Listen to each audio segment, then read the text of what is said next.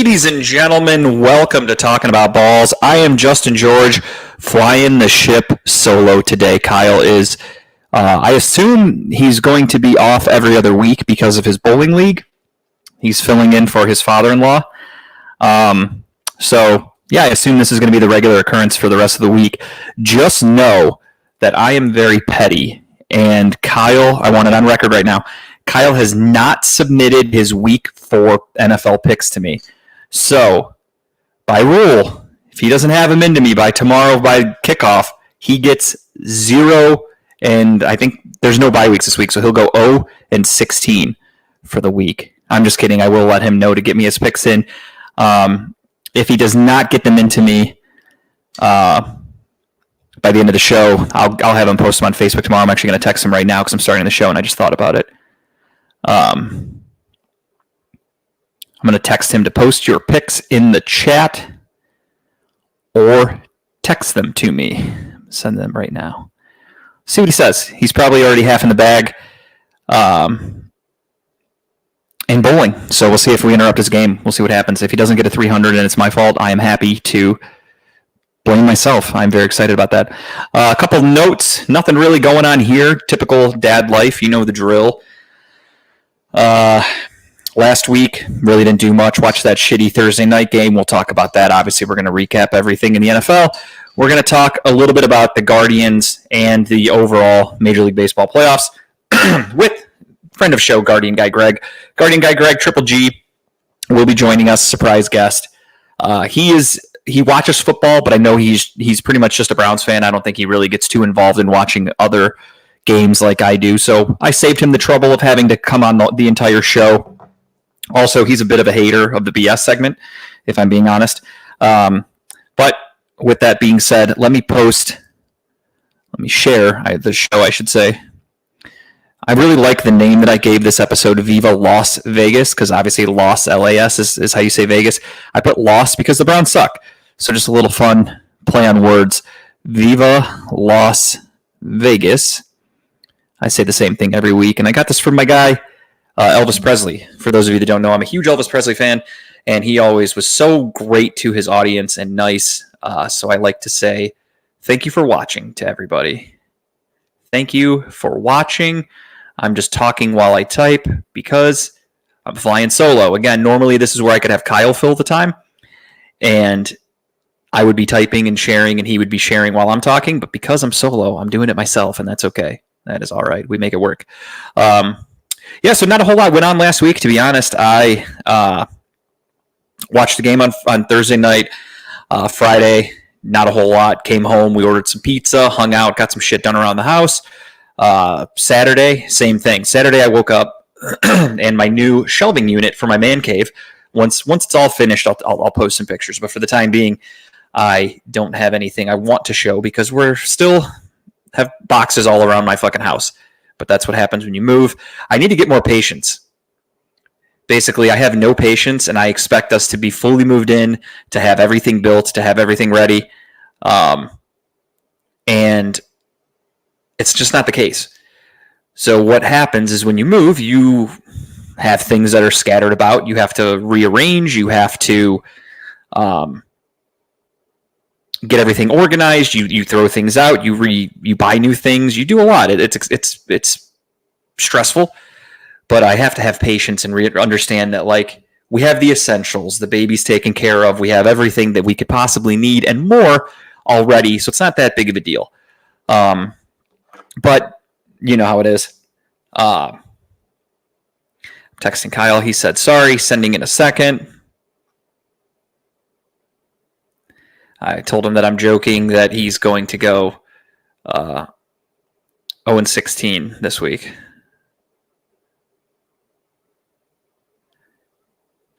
But yeah, so he's going to send in his picks really quickly. We're going to get into everything for the show. Again, Saturday, woke up, got going. I went right downstairs, started building that shelving unit for my man cave because the shelves I had at my old house I did not take with me.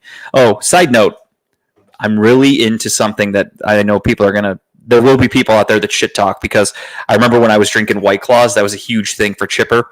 Chipper loves talking about how I drank White Claws, which, I mean, for me, booze is booze. If it has alcohol in it, I don't really care. With that being said, this episode's brought to you unofficially by Molson Golden, little Canadian beer. It's delicious. Cheers, everybody. Unfortunately, no Buzz Balls this week. But one thing I did start drinking recently that, because I have a place down the street and I never really tried it, I wanted to try it. I've been drinking boba tea. There's some boba down there, boba crystals.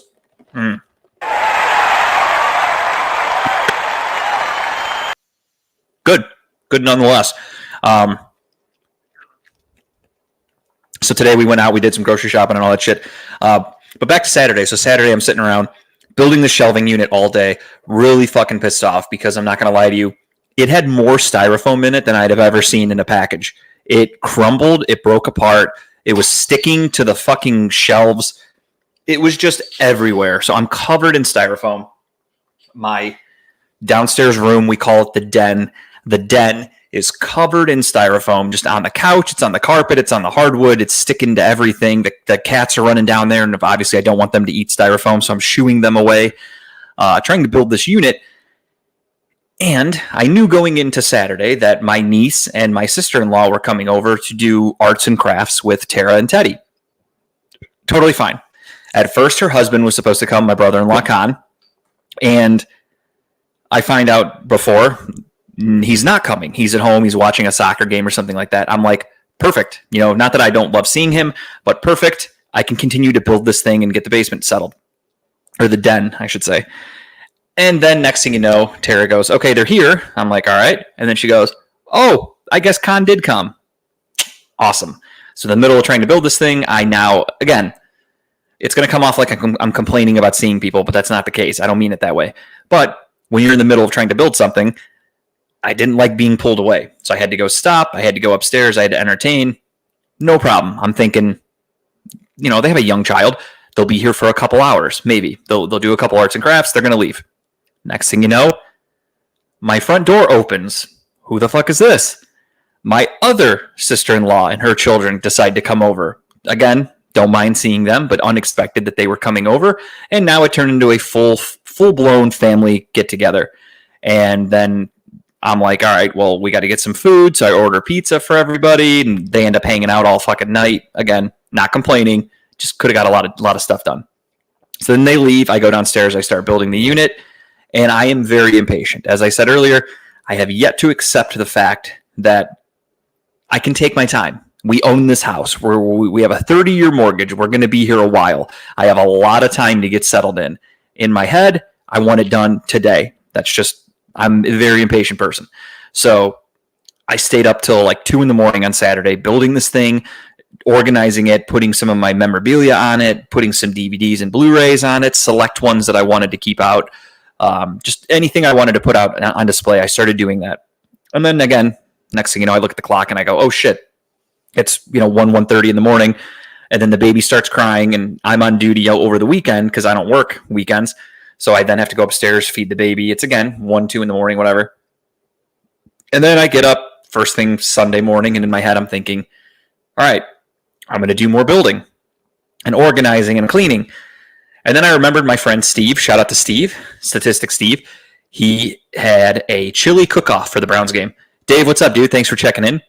And my buddy Steve had a chili cook-off for the Browns game. He planned this a while ago on Facebook, made like a big post about it, or event. That's the word I'm looking for. Event. He did an event for it. Last year, I couldn't make it. He did a chili cook-off for the week 1 game against Cincinnati. And I woke up that morning. I talked about it last week. I was really sick. And I ended up working for a few days that week. And then I came home and took a COVID test because I felt horrible. And I had COVID. So that's when I realized I was really sick. I had COVID. Thank God I didn't go to his cook-off last year. But this year he did it week 3 against the Giants. Nice cook-off. Was a great time. All things considered, we'll explain why it could have been better in a little bit.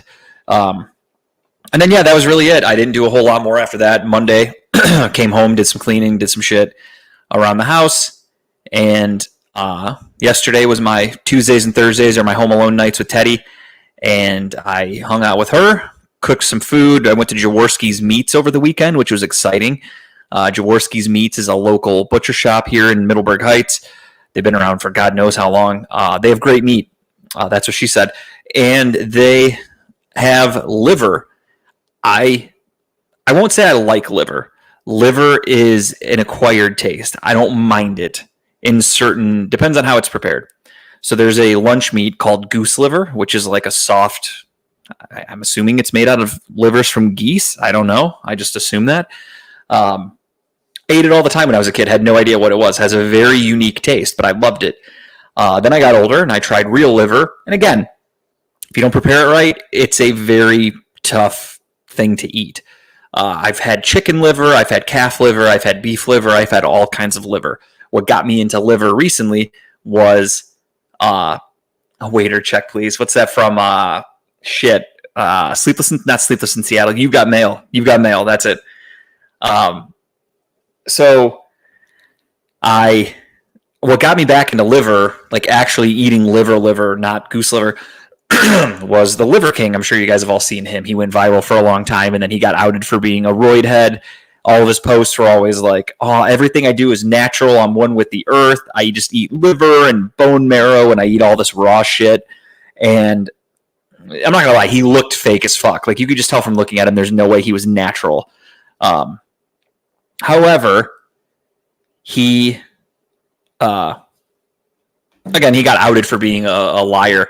I just found him to be a little weird. In the beginning, he was really cool because he was a nobody, and then all of a sudden he got really famous and became like a social media figure and like was just really trying too hard, and I lost interest in it. But he would, no bullshit though, I'll give him credit. Yes, he was on steroids, but he literally was eating raw meats. Like he would take like a heart, like a cow heart or whatever, and just fucking bite it right on the show, and he would eat raw liver all the time.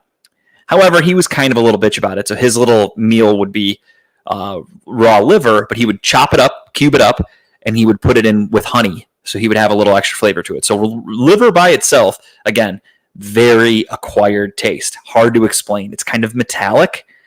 A lot of recommendations when you prepare liver say to soak it in milk or buttermilk for like a day, and that's supposed to help with the tanginess of it or like the taste. I've never done that because I'm not a bitch. I literally just drop it in the pan and cook it. It's fantastic though, in prepared the right way. So the way I do it is I cooked it up just in olive oil, cooked it up, and then I blended it with onions. I'm sorry, I cooked it with butter. I cooked it with butter, onions, and I blended it all up into a puree. Mixed a little olive oil in there, made it into a puree. Scoop it up, eat it with crackers. It's good. Just tastes like goose liver if you've ever had it. But so what I was getting at with this story, long story short, I say that, but I ramble on. I wanted Teddy to try liver. She's a baby. We're introducing new foods to her, different proteins, different meats. Again, I just dropped my bottle cap again. Liver is extremely rich in iron. It's extremely nutrient dense. It truly is one of like the most nutrient filled foods on the planet. So we were like, fuck it, let's try it. So today she tried a little bit and didn't hate it, I guess would be the right way to say it. She seemed a little indifferent, but she was able to power through and ate it. So kudos to her. Pretty exciting to see a baby eat liver pate. The funny thing is I posted a picture of it on my Facebook and everything the other day in my story, and it was raw before I cooked it.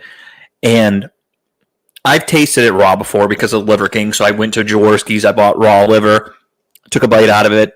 Not great. But so I posted the picture of it raw, and next thing you know, my mom calls me today, and I was like, yeah, we gave Teddy some liver, and she's like, oh my God, did you cook it?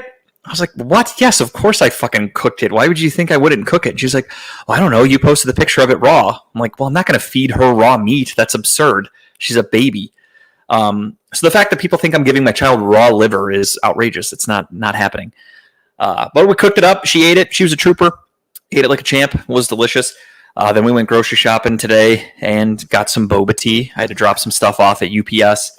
And while I was in the area, I said, you know what? We're adults. Tara and I are, obviously I'm an adult, I'm 35. Tara and I can no longer just up and go to a bar at night like we used to. any given night. Like tonight, if we didn't have a show, I might just be like, you know what, fuck it. Let's just run up to wherever, grab a couple beers, grab dinner, whatever. We can't do that anymore. We have a baby. So I was like, you know what? Let's kill two birds with one stone. We can be adults. We can take our baby. We can grocery shop, which is an adult thing. And Market District, which is now right down the street from my new house, they have a bar. You order a beer. They have cup holders in your cart. You walk around. You drink while you shop. It's a perfect solution for parents. And I can't believe it took me this long to think about it. We've been living here for almost a month now, and it took me till this week to think about that. And it was glorious. I went there. They have like a 20 beer selection. They've got all their pumpkin beers out. So I forgot the fucking Mueller, I think was the name of the brewery. Mueller, if that sounds familiar. Mueller, I think is how you spelled it. They have a pumpkin pie Kolsch. And I was like, you know what? Never had this before. Gonna get it. So I had that. It was good. I do like Southern Tier Pumpkin better. I think I even like, what's the other one? Spooky Tooth from Fatheads is a little bit better. But there was nothing wrong with this beer at all. It was really good. I'm happy that I got it. Just wanted to try something different. So drink a beer, go grocery shopping. Great pregame to this episode. Kyle did get me his picks in, so he's not going 0-16 this week, which would have been funny. But I got to chew my boba.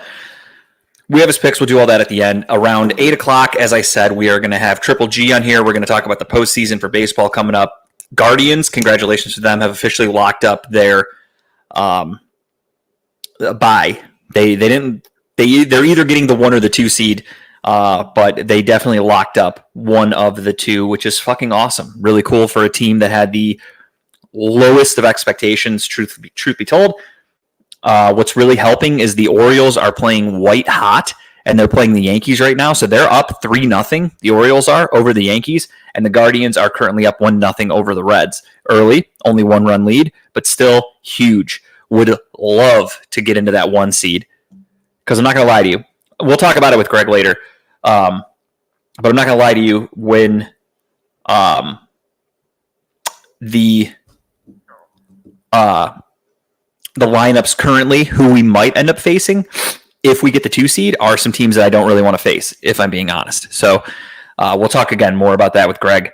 We shall see. One thing that really fucking sucks is because we'll talk, and I'll talk about it right now. Who cares? This isn't something that impressive or that exciting or specific, I should say. The Mets and the Braves are having the biggest series of the season for both of them. Essentially, the winner of this series is probably going to the playoffs. The loser is not. The Mets lost last night. The Braves won, helped themselves up a game, and they're supposed to have a 3-game series today and tomorrow. However, because of fucking Hurricane Helene, Irene, whatever the fuck it is, whatever the new hurricane is, she is causing huge rain in Atlanta, and they've already postponed today and tomorrow's game. Excuse me. So that series could be the season on the line on a doubleheader on Monday for the Mets and the Braves. Kind of cool.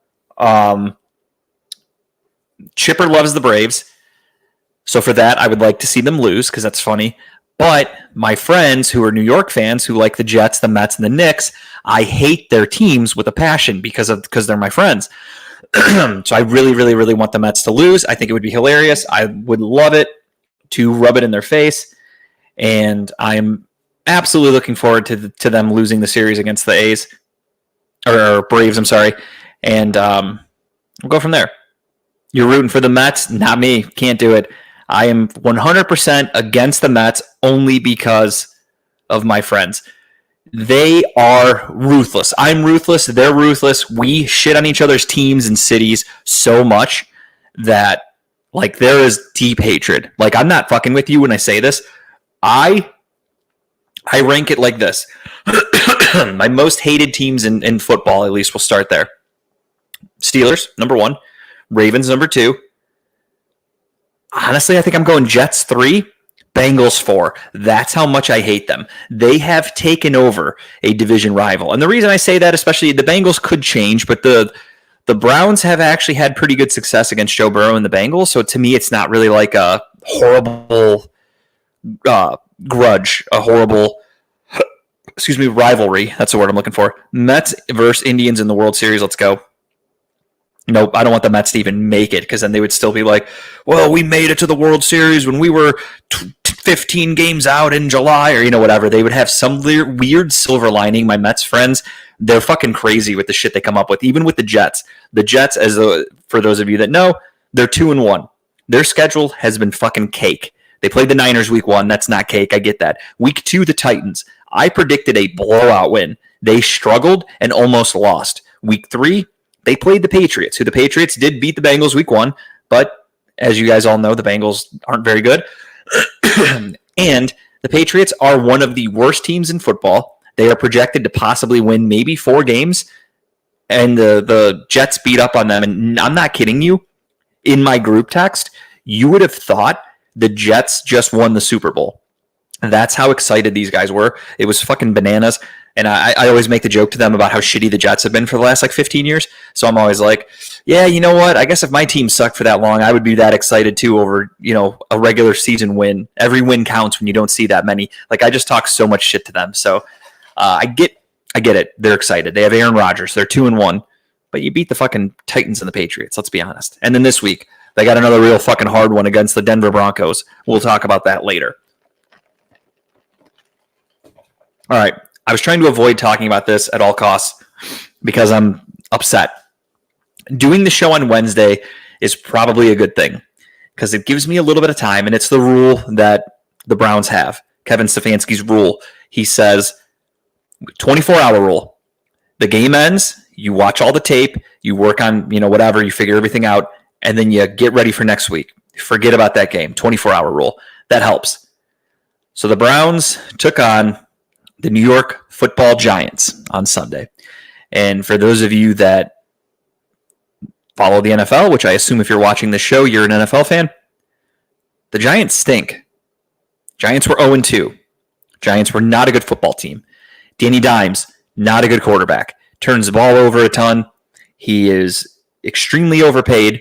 I think the Giants would move on from him if given the opportunity to just cut him, but they can't because they gave him a big contract. Their defense, not good. Again, their offense, not good. They lost Saquon Barkley. Their offensive line is okay. Their weapons, okay. They have rookie Malik Neighbors. They have Devin Singletary as their running back. They're okay, but they're bad. The Browns are a team, or were a team, I should say, projected to be a legitimate Super Bowl contender. I said this in the beginning of the season. I said it when we did the preview show, when Kyle and myself were up here on the show doing our preview. I literally said, I forgot I picked them to go 12-5 or something like that, or 13-4 even. Stupid me. And I did it when we were playing the Dallas Cowboys. I get it. The Cowboys are a very good team. That was a 50-50 game. Even Vegas had it only like a 3-point spread or 2-point spread, which is only because of the Browns being the home team. So that was basically Vegas's way of saying it's a split.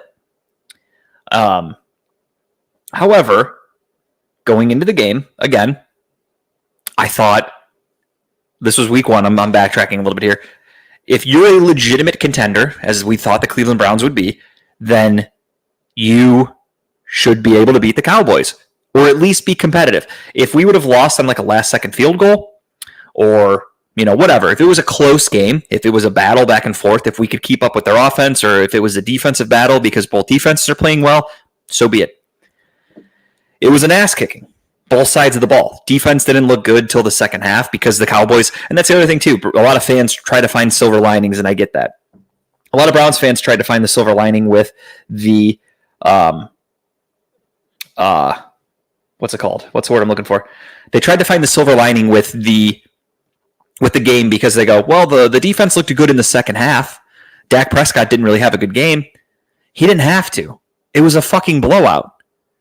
In the NFL, teams don't really go for the throat all the time. Yes, there are times where you'll see a team run the score up. I've seen it plenty of times. But there's also times where you'll see a team that gets like a 20-something point lead and they kind of slow down. They run the ball a little bit more. They kill some clock. They're no longer going for the jugular. It happens all the time. The Cowboys did that. The Cowboys had such a big lead. They were absolutely dominating on defense that they took the foot off the gas. So I don't think the Browns found anything out. I don't think they figured out their offense or figured them out defensively in week 1. Same thing can be said for week 2. Week 2, Browns had a pretty decent lead against the Jaguars, but then the Jaguars kind of mellowed out and evened up with us, and it was a close game. It was literally down to the final throw from Trevor Lawrence because of a boneheaded play by Deshaun Watson on a play where he was supposed to roll out and go down. Instead, he tried to be a hero. I get it. It's easy for me sitting on my couch every week watching football or sitting here talking about it on a podcast in hindsight. It's easy for me to look at that and be like, what the fuck were you thinking? Why would you throw that ball? If you're on the field, if you have multiple 300 plus pound defensive linemen, linebackers, whatever, running at you, looking to take your head off, and you see a guy you think is open with the game on the line, you go, oh, I can win this fucking game here. You probably go for it. I get it. Not all quarterbacks would do that, but not all quarterbacks could put themselves into that situation because that kind of play wouldn't happen for a Tom Brady. He wasn't a running quarterback. They wouldn't bootleg him out. That wouldn't happen for, Peyton Manning, et cetera. I know I'm not comparing Deshaun Watson to Peyton Manning and Tom Brady. Don't get me wrong. I'm just saying. But that play is very specific to a type of quarterback. Deshaun Watson's a mobile quarterback, can be. So that play was, again, for him to roll out. If it's there, get as many yards as you can. Go down. They had it covered perfectly. Slide. Just drop. Literally, all we need to do is kill 40 seconds off the clock with the play clock. That's all I need you to do. Instead, he tried to throw it. Ball got deflected. Almost intercepted.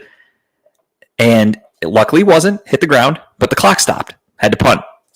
So we gave the Jaguars an opportunity to have a great comeback. And again, it was within a foot. The guy almost caught the touchdown. It was close as fuck. Forgot his name. Something Strange. Their tight end. Forgot his last name. Dropped the touchdown. They would have won the game. But the Browns survive. They're 1-1. Okay, take it. There's no such thing as moral victories. However, a win's a win.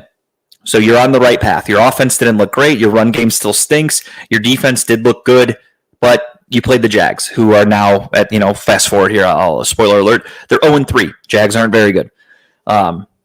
Okay. So then that gets us Brenton Strange. That's it. Then that gets us to week number 3. Browns are playing the Giants. As I said earlier, if the Browns are trying to show that do we win this week? I'll get to that at the end of the episode, Tony. I do my picks. I save my picks for the end. I think my title of the episode, Viva Las Vegas, kind of says it all where I'm at mentally. Things could change. I tend to talk myself into things. I get myself excited when I shouldn't, but I'm a diehard fan. What can I say? I love Cleveland. I love the Cleveland Browns.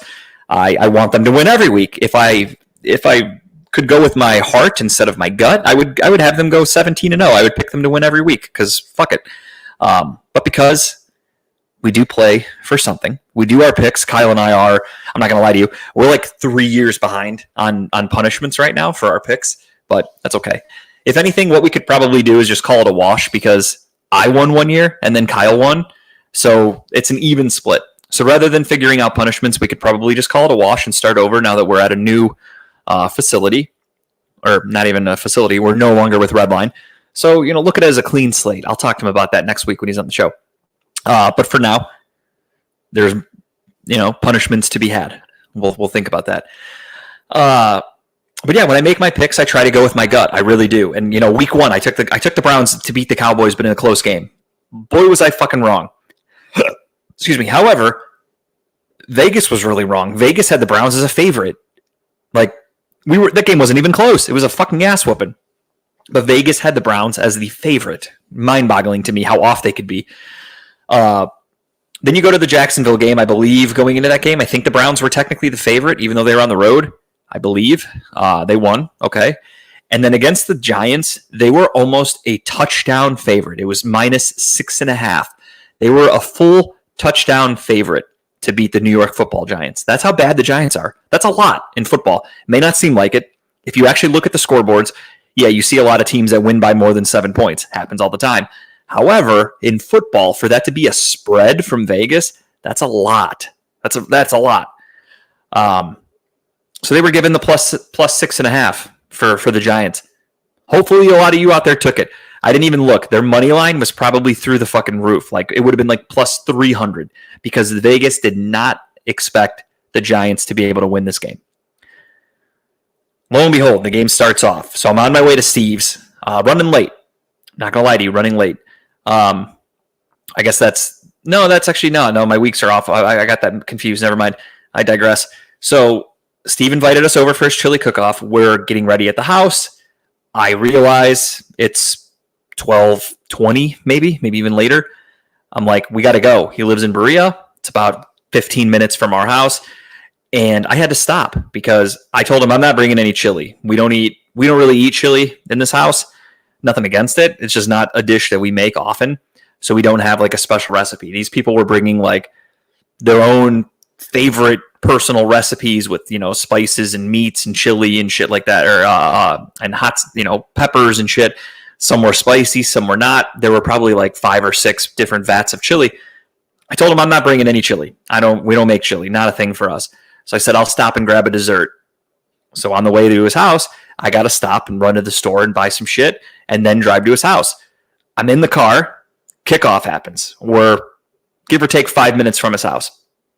We're driving. All of a sudden, Browns kick off. Game starts. Oh, shit, it's a fumble. There he is. Statistics Steve. He made it. We're just talking about going to your house. So I was running a little late as I'm driving to Steve's house. Fumble. Browns get the ball. And then touchdown pass to Deshaun Watson, first play of the game. I'm like, fuck yeah, 7-0. Literally 30 seconds into the game, they're up 7-0. This is exactly what we all dreamed of. This is exactly what we all expected. You're a good team. You're going to beat up on a bad team. Boy, did things change fast. Browns obviously lose this game. I think the final score was 22-15 or something. I don't even remember what the fucking final score was. Or 21-15. I don't even know. They missed an extra point, I think. Or a kick. I don't even remember. I'm trying to forget this fucking game, if I'm being honest. I was so disgusted after this game, truthfully. Like, there have been some losses where I was sick to my stomach, and this was one where I'm like, I'm pissed. Like, I'm on the verge of throwing in the towel on the season.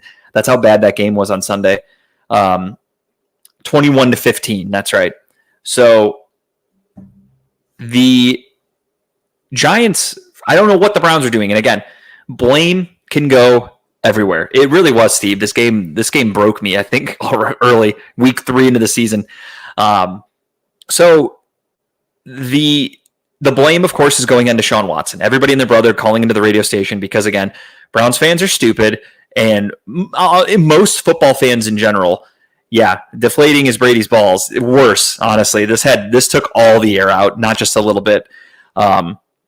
The blame that everybody's in Cleveland is giving is simpleton kind of blame. It's Deshaun Watson. I literally saw people posting and saying Jameis Winston should be in the game, as if that would have made a difference. The offensive line was in shambles.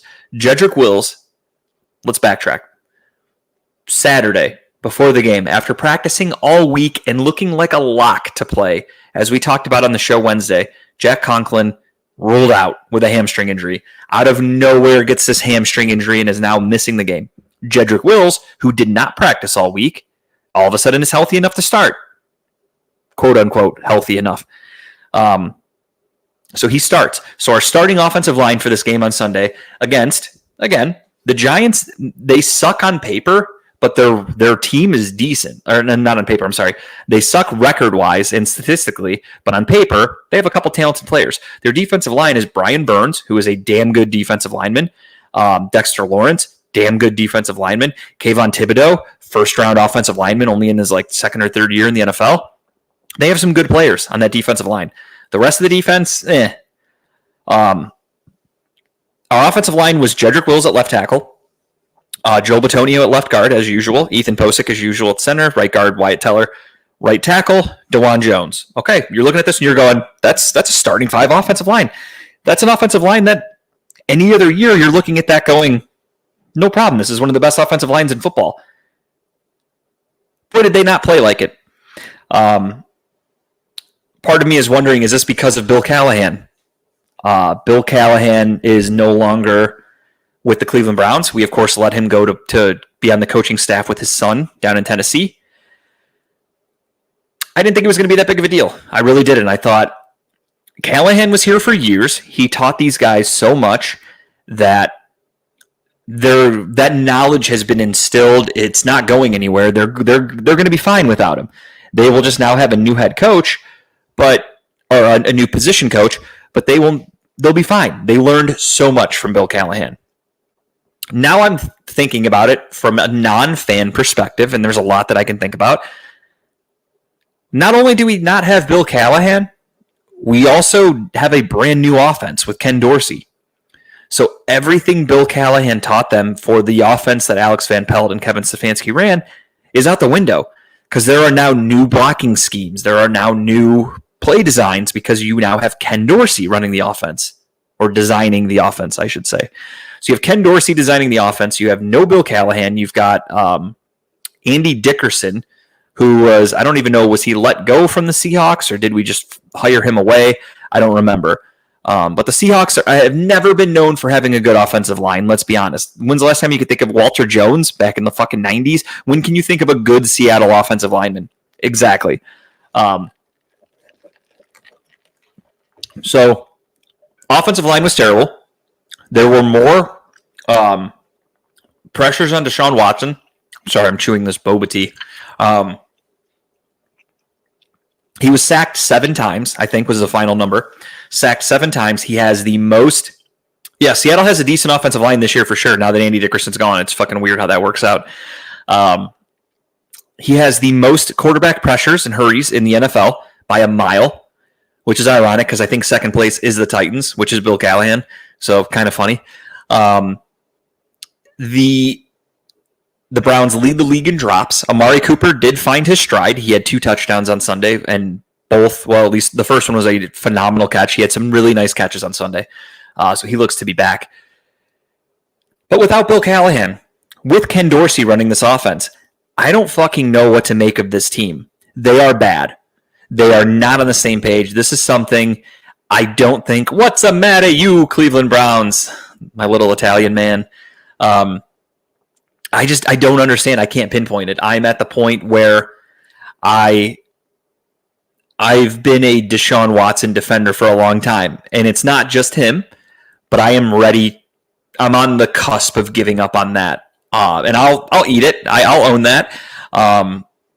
Do I think making that move at the time was the right decision? 150%. I would do it every fucking day, 100 times over, without knowing the outcome. Obviously, if before the trade you say, hey, you want to trade for him, he's going to be terrible, but would you like to trade for him? Then I would say, no, that's a no-brainer. But going into it, the talent that he had, the player we thought we were getting, no question about it. I make that trade 100 times out of 100. The whole Baker Mayfield saga, Browns fans, of course, got really quiet about that because week 2, the Browns won. So did Baker. Baker went into Detroit. They won their game. He didn't look very good, though. He had like 150 yards passing, 1 touchdown, 1 interception. Did not look very good. Got sacked like 6 or 7 times. Okay, no one mentioned Baker that week. This week, Browns lose. Deshaun doesn't look great. Baker did not look good either. Baker lost, they got their asses kicked by the Denver Broncos. Did anybody in Cleveland mention Baker again this week? No, because they're fair weather dummies. And the fact that nobody mentioned him this week is all I needed to see going forward. So when they start bringing him up again, I'm just going to ignore, as I've been doing, I am going to ignore any and all Baker Mayfield posts because they're front runners. They didn't talk about him when things were bad. They did when it was fine. Vegas has casinos and brothels Steve can go to after the game if we lose. Yeah, you're going to need it, man. That game's going to be fucking rough, so go take care of yourself with some self-medication. Win some money, get an STD. What happens in Vegas stays in Vegas except for chlamydia. Or is that what the saying goes? I don't remember. But have fun. Steve is going to the game. I feel bad. A lot of Browns fans got suckered into doing this Vegas trip and thinking it's going to be fun. Thinking at this point the Browns would be at least 3-1 after they win on Sunday would be the thought. fuck yeah, what a start to the season. 3-1, possibly 4-0. What a great start. We have an easy schedule. You start off with the Cowboys, who knew what to make of them week 1. They're currently 1-2. They're not as good as they looked on week 1. It doesn't make any sense to me how they were so dominant, and then they've sucked the last 2 weeks. Then, obviously, the Jaguars, you expect to win. The Giants, you really expected to win. The Raiders, they don't even know who their fucking quarterback is. Their coach is calling players out, saying that people are there to do business decisions. It's already a fucking mess in Vegas. They just lost to the Panthers. Do I have faith the Browns are going to win? Find out later. But not feeling great. I'm not going to lie to you. I just don't know who to blame with this Cleveland Browns team. Again, what I was getting to about that is, yes, you can blame Deshaun Watson. He's played terribly. Yes, I agree, Steve, 100%. It got into my head, no doubt about it. We're 3-1, and then we're going to be 4-1 because we play the Commanders next week. Boy, does that look like a tough game. Really fucking tough game. But we'll talk about that. I like Deshaun Watson. No quarterback in their right mind would have succeeded behind that offensive line on Sunday. I saw many people defend Watson and say, yes, he's not playing well, but prime Tom Brady would have struggled behind that offensive line. Nobody would have had any success. There was literally no time. Jedrick Wills got hurt, left the game. Wyatt Teller got hurt, left the game. They put him on IR today, so he's out at least for a month, 4 games. We ended up losing James Hudson, had a shoulder injury. DeJuan Jones had a re-aggravated injury as a right tackle.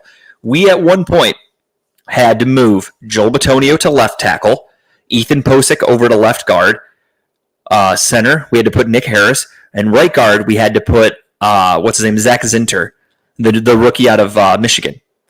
So the offensive line is in shambles. Jack Conklin doesn't fucking play. For all the hate that Deshaun Watson gets, that dude goes out there and takes a fucking ass beating every week. Is he good? No. I'll admit that. He's looked terrible. Does he go out there and play his ass off for his team? Yes, he does. Jack Conklin? How many games has that fucking guy played as a Cleveland Brown? Nobody talks about him. The dude is never healthy. Juan Thornhill, huge signing last offseason. Safety. Coming from the defending world champion Kansas City Chiefs. What has he done? He's played in a handful of games. He played in week 1 and got hurt. Not knocking him for this, but David Njoku being hurt. Huge fucking blow. We need him on the offense. That would help so much. He got hurt week 1. He hasn't been there for the last 2 weeks. That's a huge security blanket. Jordan Akins, though, playing his ass off for the Browns. I want to give him a little shout out. Our running backs, garbage. Our running game is non-existent, and defenses know that. That's a huge problem. I tried to explain this to people before that don't, again, they look at football as black and white. There is so much more and so many details behind football. Without a run game, defenses can stack the box. They can literally say, we're just going to bring the heat. We're going to make you throw because we're not worried about you running the ball. A lot of times when teams blitz, you can do screen plays, you can do handoffs or draws, whatever, and you can beat the defense. Defenses know that we don't have the capability to do that. For some reason, our screen game is non-existent. Our running game is non-existent. Teams can just stack the box and say, I'm going to blitz and I'm going to make Deshaun Watson beat me with quick decisions, and it's not working. We're 1-3, and our offense is one of the worst in the NFL. I saw power rankings this week that have the Browns no bullshit. They have us at like fucking ranked 30th, 28th, whatever. We're bottom of the league right now. Dalvin Cook is currently on the Cowboys practice squad. So if we picked him up, he'd have to start immediately, which is tough because you want a guy to get acclimated and learn your playbook. Latavius Murray, is he a free agent? I thought he was on a team, but I could be mistaken. Maybe he is. I thought he was with the Saints. No. I don't remember. I thought he was with the team. Maybe I'm wrong. He's also kind of older, though. I don't know if he'd be better. Oh, I mean, the Browns are holding out hope that Nick Chubb's going to be back in a couple of weeks. So he technically, this week will be week 4. He was put on the PUP list. He has to sit out at least 4 games. That's it. He's technically eligible to come back next week against Washington. Will he? I highly doubt it because of that injury was nasty. But we'll see. Defensively, my biggest concern with that was what happened to Jim Schwartz? What happened to this defense that was locked down? It seems like he's getting out-coached on a regular basis. Obviously, against the Cowboys, he got beat plenty of times. I know Myles Garrett gets doubled and triple teamed more than anybody in the league. However, so do other players. J.J. Watt sometimes gets double teamed. I know he doesn't as often as Myles Garrett, not even close. He always seems to find a way to be impactful. For instance, a guy who's probably going to spend a lot of time in our backfield beating the fuck out of Deshaun Watson, Max Crosby, another guy. He gets double teamed, triple teamed. He still disrupts the game more than Myles Garrett does. Aiden Hutchinson, the list could go on and on. Other teams can scheme their players to make impactful plays, and it just seems like Myles Garrett is not getting that. I don't know if it's his fault. He is playing hurt. I'll give him credit, but it seems like he's always hurt now. What happened last year? He was the no question about it defensive player of the year, and then about a little more than halfway through the season, he got that shoulder injury and was a ghost. You did not hear Myles Garrett's name for the rest of the season until I think the Jets game. He finally got another sack, where at one point he went a month without getting a sack. So he's always hurt. I get it. That happens. It's football. But you got to be able to play through it. You got to be able to still be impactful. If you're going to be on the field, you have to be impactful, or else why are you out there? But defensively, one thing I noticed on Sunday is they ran a lot of zone. Don't understand that. Danny Dimes is not good, but he's still a first-round draft pick, which means there's some talent there. If an NFL team thought enough to take this guy in the first round, I get it that you could say that about Johnny Manziel or Ryan Leaf. There are plenty of quarterbacks who have been taken in the first round who had no business being in the first round in hindsight. But they thought so highly of Danny Dimes coming out of Duke that they thought, this guy's a good quarterback. So what did the Browns do? Let's give him, he had a pretty clean pocket. He got rid of the ball quickly. And in a zone, you find the opening. A good quarterback just looks and goes, boom, wide open, wide open, wide open. He chipped away and beat the fuck out of us. Malik Neighbors, for whatever reason, we let them look like Montana and Rice in their prime. But it was fucking Danny Dimes and a guy in his third career game, Malik Neighbors, who just ate Martin Emerson for lunch. Martin Emerson looked like he did not belong in the NFL on Sunday. Other weeks, looks like a Pro Bowler, looks like one of the best cornerbacks in football. On Sunday against Malik Neighbors, he looked like he didn't belong to get a fucking paycheck. Overall, it was a team loss. This was an ultimate team loss. Everybody was bad. Defense, special teams, Dustin Hopkins missed a field goal, which in hindsight wouldn't have made much of a difference. We lost by 6. He missed a field goal. Jerome Ford, huge fumble when the Browns were trying to make a big drive towards the end of the game. We ended up getting the ball back. Great. What happens? 4th down. Beautiful pass. Probably the best pass Deshaun Watson has thrown as a Cleveland Brown to Cedric Tillman, right in the breadbasket in front of a defender. He dropped it. 4th down, game over. That ended everything.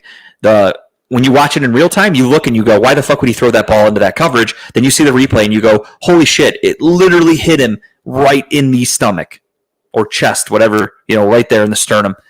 Didn't matter. Dropped it. Game over. So it was a collective loss. Again, everyone wants to call and blame Deshaun Watson. Everyone wants to blame specific people. It was a fucking team loss to a T. Everybody was bad. I have 0 positive things to say about that game. Other than Amari Cooper. And then we had an interception. Ronnie Hickman picked off Danny Dimes, and the entire team goes to the end zone, and they're dancing like motherfuckers. They have this huge coordinated dance. It looks like a wedding. Little do they know, there's a little bit of laundry on the field. Greg Newsome hit Danny Dimes in the head, which is the biggest no-no in football. It doesn't matter if you fucking punch him in the head or if you brush your balls against his head. It is a penalty every time if you touch the quarterback's head. The Browns danced. Although, in hindsight, again, hindsight's everything, Steve. At the time, the dance was cool. We just picked it off. Yes, there's a flag on the field. The players obviously don't know that. That's why they were dancing. We were winning at the time. So had they not get their asses kicked, we wouldn't have even been talking about this. So yes, it sucks. It's embarrassing. It's annoying. But that's what the Browns do. The Browns celebrate everything. There were even times against Dallas. We're down by 3 touchdowns. And Denzel Ward would knock a pass down, and then he's up doing his fucking guitar thing. And it's like, dude, we're down by 3 touchdowns. You guys are getting your asses kicked. What the hell are you celebrating? So that happens. That's the Browns' identity on defense. However, again, I just don't understand Jim Schwartz running zone defense so much. Didn't make any sense to me. Collective team loss. Everybody sucked. Play calling was really bad. I won't say really bad. Play calling was questionable at times. There were a couple plays where I'm like, what the fuck were they thinking? Everyone's performance, except for really Amari Cooper, was terrible. There was nobody good to talk about. Shout out to some of the guys on the offensive line for switching positions and doing what they could. Defensively, literally nothing to write home about. Everybody sucked. Special teams, again, nothing. It didn't make a fucking difference. Overall, team loss. Jim Schwartz, what the fuck are you doing? Ken Dorsey, what the fuck is this offense? Now I'm understanding why you got shit canned in the middle of the season last year by Buffalo. Now I understand. Because our offense has been the worst in the fucking NFL. And what's scary is you look at a team like the Panthers, who, let's get into week 3 recap here really quickly. I realize we're almost to 8 o'clock where I'm going to have my man Greg come on. You have the Carolina Panthers bench Bryce Young. The Carolina Panthers look like a team that's going for sure 0-17. They put in the Red Rocket, Andy Dalton. What do they do? They beat the absolute shit out of the Las Vegas Raiders. Yes, could have been a fluke, whatever. They won. They plugged a new quarterback in. That everything didn't work with one guy. It all worked with the other. That's why I get why Browns fans are saying bench Deshaun. They saw what happened last year with Joe Flacco. They see what's happening with the Carolina Panthers. They look at that and they look at Sam Darnold. Sam Darnold wasn't supposed to be the starter. It was going to be J.J. McCarthy. They're 3-0. Spoiler alert. The backup quarterback sometimes can figure some shit out. Do I think Jameis Winston really gives us that much of a better chance to win football games? I don't. Jameis Winston is Jameis Winston. He is going to turn the ball over a ton. He's going to make really bad decisions. Is it going to be kind of fun to watch at times? Yes. He's no different than Joe Flacco. Jameis Winston is not a scrambling quarterback. He's a pocket passer. What do you have, a 30-30 season? He threw 30 touchdowns, 30 interceptions. That's not good. That's cool. 30 touchdowns, great. 30 interceptions, that's huge. That costs you your fucking season. That'll cost you multiple games. So yeah, quick recap on everything. Thursday Night Football, the Patriots beat up on the Jets 24-3. Ugly game.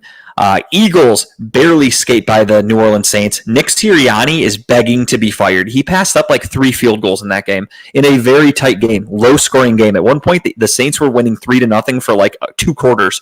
And meanwhile, the Eagles were in the red zone multiple times and went for it. Don't understand that. Obviously, the Giants beat the Browns 21-15. Ugly, ugly, ugly. Speaking of ugly, the Sam Darnold-led Minnesota Vikings beat the absolute shit out of the Texans, as I predicted. 34-7. They just made them look like fucking babies. And I said that. The first couple of weeks, the Houston Texans looked like a team that was barely skating by some average opponents. And they finally played a very good, hot Minnesota Vikings, and they got their asses kicked. Bo Nix beats up on Baker Mayfield and the Denver Broncos 28-7. The Packers, Malik Will's revenge game against his old team, the Tennessee Titans, they win. I think that says 30-14. The font is very small. I'm not going to lie to you. I can't see it from here. Let me go full screen here just for this segment. There we go. Anthony Richardson beats rookie Caleb Williams 21-16 in an ugly game. And the luckiest team in football, the Pittsburgh Steelers, face a very injured who barely played. Joe Alt left the game. A lot of injuries on the Chargers. They win 20-10. They're 3-0. Makes no sense to me. They're one of the biggest pretender 3-0 teams I've ever fucking seen in my life. Moving on, the Seahawks beat up on the Tua-less Dolphins 24-3. Would not be surprised if Tyler Huntley starts there soon. Again, the Panthers beat up on the Raiders 36-22. Rams get a last-minute win against the Niners 27-24. No one saw that coming. Lions hold on to beat the Cardinals 20-13. Ravens hold on to beat the Cowboys 28-25. They at one point were up like 28-3 or something like that. Guardian guy Greg is here and ready, so let me finish up these scores, and then we are going to switch gears and talk a little bit of baseball. But the Ravens hold on 28-25. Chiefs win on Sunday Night Football 22-17. Bills beat the ever-loving piss out of the Jacksonville Jaguars 47-10. Probably could have scored 100 if they really wanted to. I wouldn't be surprised if Doug Peterson gets canned very quickly in Jacksonville. They're a hot mess. Commanders get the shocking win of the week, beating the Cincinnati Bengals on Monday Night Football. The Bengals, that's the one silver lining that really helped me jump off or come off the ledge, or come down from the ledge, I guess you would say, is the Browns are 1-2, looks terrible. The Ravens are 1-2, not the end of the world. Okay. Yes, the Steelers are 3-0, but whatever. Move on. The Bengals are 0-3. So that makes me feel even better. However, the Commanders look like they could be fucking good, and we play them next week, and that's a little scary. But huge win for the Commanders. I love seeing AFC teams lose, and that's kind of my new thing. If you're a Browns fan and you think the ship is going to turn around, I'm not saying it will, but if you think the ship is going to turn around, then every week root against AFC teams. So for me, I'm watching the Commanders-Bengals game. Obviously, I want the Bengals to lose because I'm a Bengals fan, but I was watching it going, I really hope they win that game. That'd be great because that makes the Bengals 0-3. And then same thing with the Cowboys. Cowboys are making a huge comeback. I don't really like the Cowboys. And I went, well, I hope they fucking beat the Ravens. If they're 0-3, that would be great. They didn't, but that's my philosophy, just rooting against people. So my football take every week is just me being filled with hate, but should be nothing new for most of you that have been watching the show. That's how I am.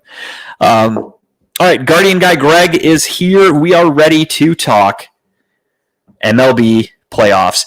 The playoffs are not set. I should probably put my headphone in here so I can actually hear Greg.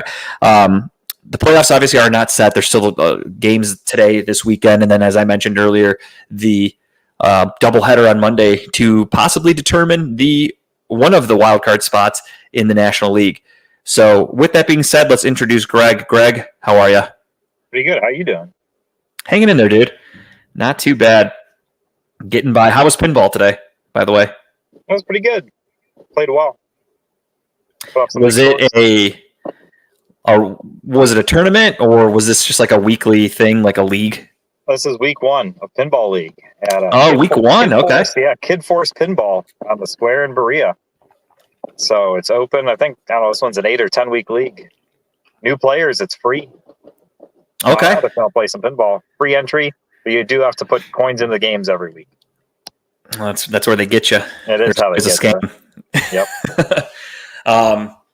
So Greg is here. Greg and I text a lot about the Guardians all the time. A lot of times, if I have a question or I want to get some thoughts, I'll go to Greg before the game or before the show. And this week, the Guardians officially clinched. They have been celebrating like crazy in the locker rooms. They not only clinched a playoff spot last week, they clinched. They won the division, and then yesterday they clinched at least the 1 or the 2 seed, which is an awesome accomplishment for a team with little to no expectations. I think would be the safest way to put that for this season. Rookie manager, unknown. Who knew how Stephen Vogt would be? You have a team with, at the time, Shane Bieber. You expect to be your ace. There were even questions about his future with the team because of his contract and his age, and the Guardians aren't known for keeping people. He gets hurt first month of the season, out for the year, Tommy John surgery. A lot of reasons to think this thing's going to go south very quickly. And shout out to the team, shout out to Stephen Vogt, whoever you want to give the credit to, for never giving up, continuing to fight, being a just resilient team.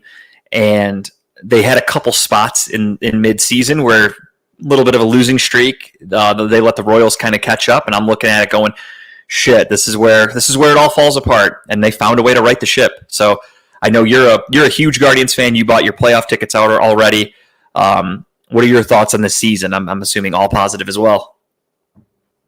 Well, in August, I did make a comment that they were executing a huge choke job when they ended up tied with the Royals for the division. So glad that got turned around. But the same token, I've been telling people for 2 to 3 months that I have a feeling that this is the year. And I don't call it like that ever. I'm setting myself up to be hurt, and I don't care. There's a feeling around this team, and it feels like 2016, but better, that I just think they're going to get it done. Yeah, no, I mean, I've known you a long time. We have gone to many of baseball games. We have talked Guardians, Indians, whatever you want to call them at the time, a lot. I have never, ever heard you actually say, I think this is the year. Like, we went to Game 6 at the in Cleveland for the World Series, and I think even then we had our reservations. We were a little, like, hey, we're really happy to be here. We're up. We're winning the series. Let's get this win. And then obviously we got our hearts shattered from our chest, but we never, like, out loud said anything about that. I like that you said that. You texted me that like a week ago or so, maybe even longer, that you really think this is the year. This team is special. I do agree with that completely. I didn't want to say that for you. That's why I'm glad you said it, because I'm a bit of a superstitious person, so I don't like saying that kind of stuff out loud. But the fact that you were willing to do it, I'm happy about that for you. Yeah, I don't. I usually don't either. I'm feeling though. But I've been saying it to everyone for months.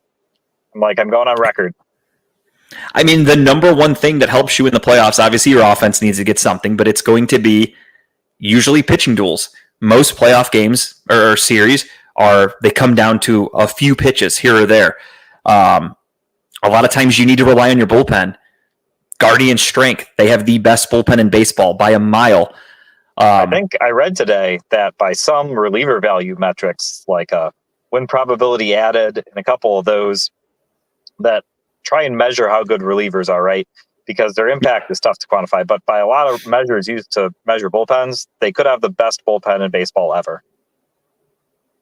At least back to the early 70s, which before then bullpens were used much differently. So yeah, absolutely. They're that good. No, absolutely. That's when you look around, it's almost all of our pitchers are in the top of baseball statistically. As a combined unit, they are number one. They're the best bullpen in baseball. You obviously have Emmanuel Clase, who could justifiably and rightfully so get some Cy Young votes. Don't get me wrong, Skubal's going to win. I think it's not even going to be close, but just seeing Clase up there on the list, if he gets second place, I mean, that's what an accomplishment for a closer. That's so unheard of. Absolutely. The fact that you have him at the back of the bullpen, everybody else is just, I mean, our starting pitching's hit or miss, depends on who's on the mound, depends on the day. But I don't feel great about the starting pitching. And I don't either. I'll be honest with you. To go back to our trade deadline episode, the one thing Guy said I wanted, which was a straight money move, didn't happen, was Blake Snell. And we didn't get him, and he went out and threw a no-hitter and then dominated the second half. And it's man, how good would we feel if we had Bybee and Snell, or Snell and Bybee at the top of our playoff rotation? That would be amazing, and we'd be feeling so good. Now, the flip side, 2016, you had Corey Kluber and a bunch of duct tape. And may or may not remember, we had Ryan Merritt starting a deciding ALCS game. The guy who started, won, got his wedding registry filled, and then disappeared off the face of baseball. So good for him. Cleveland folk hero. But we had nobody. And this year, we had Andrew Miller in the bullpen and Cody Allen, and they got overused. This year, we have an entire bullpen. And I can see you can throw Ben Lively out there for 3 to 5 innings in a playoff game. Don't let him get through that third time through the order. 2 is it. 2 is it, right? And if that's 4, if it's 3 innings, if it's 4 innings, that's fine. We can go run out a bullpen for 5 or 6 or more innings in a game and win a playoff game. And especially the division series, you've got a day off after every potential game but game 3. So your bullpen's going to be rested. Cade Smith goes multiple innings. Clase says he can throw as many as you want and has been begging to throw more this year. It's not just that we have 6 or 7 guys who can go out and throw 6 or 7 shutout innings. It's they can throw multiple. And so, it's kind of Bybee and then, I don't know. But but I feel good that we can get enough serviceable innings from a Matthew Boyd and a Ben Lively. Gavin Williams is the lottery ticket, man. He can go out and shut them down, or he can go out and get ugly he's fast. Jekyll and Hyde. So, he is such Jekyll and Hyde. If it's me, I don't think he makes a 5-game series rotation. I guess you can throw Alex Cobb in there if he can throw.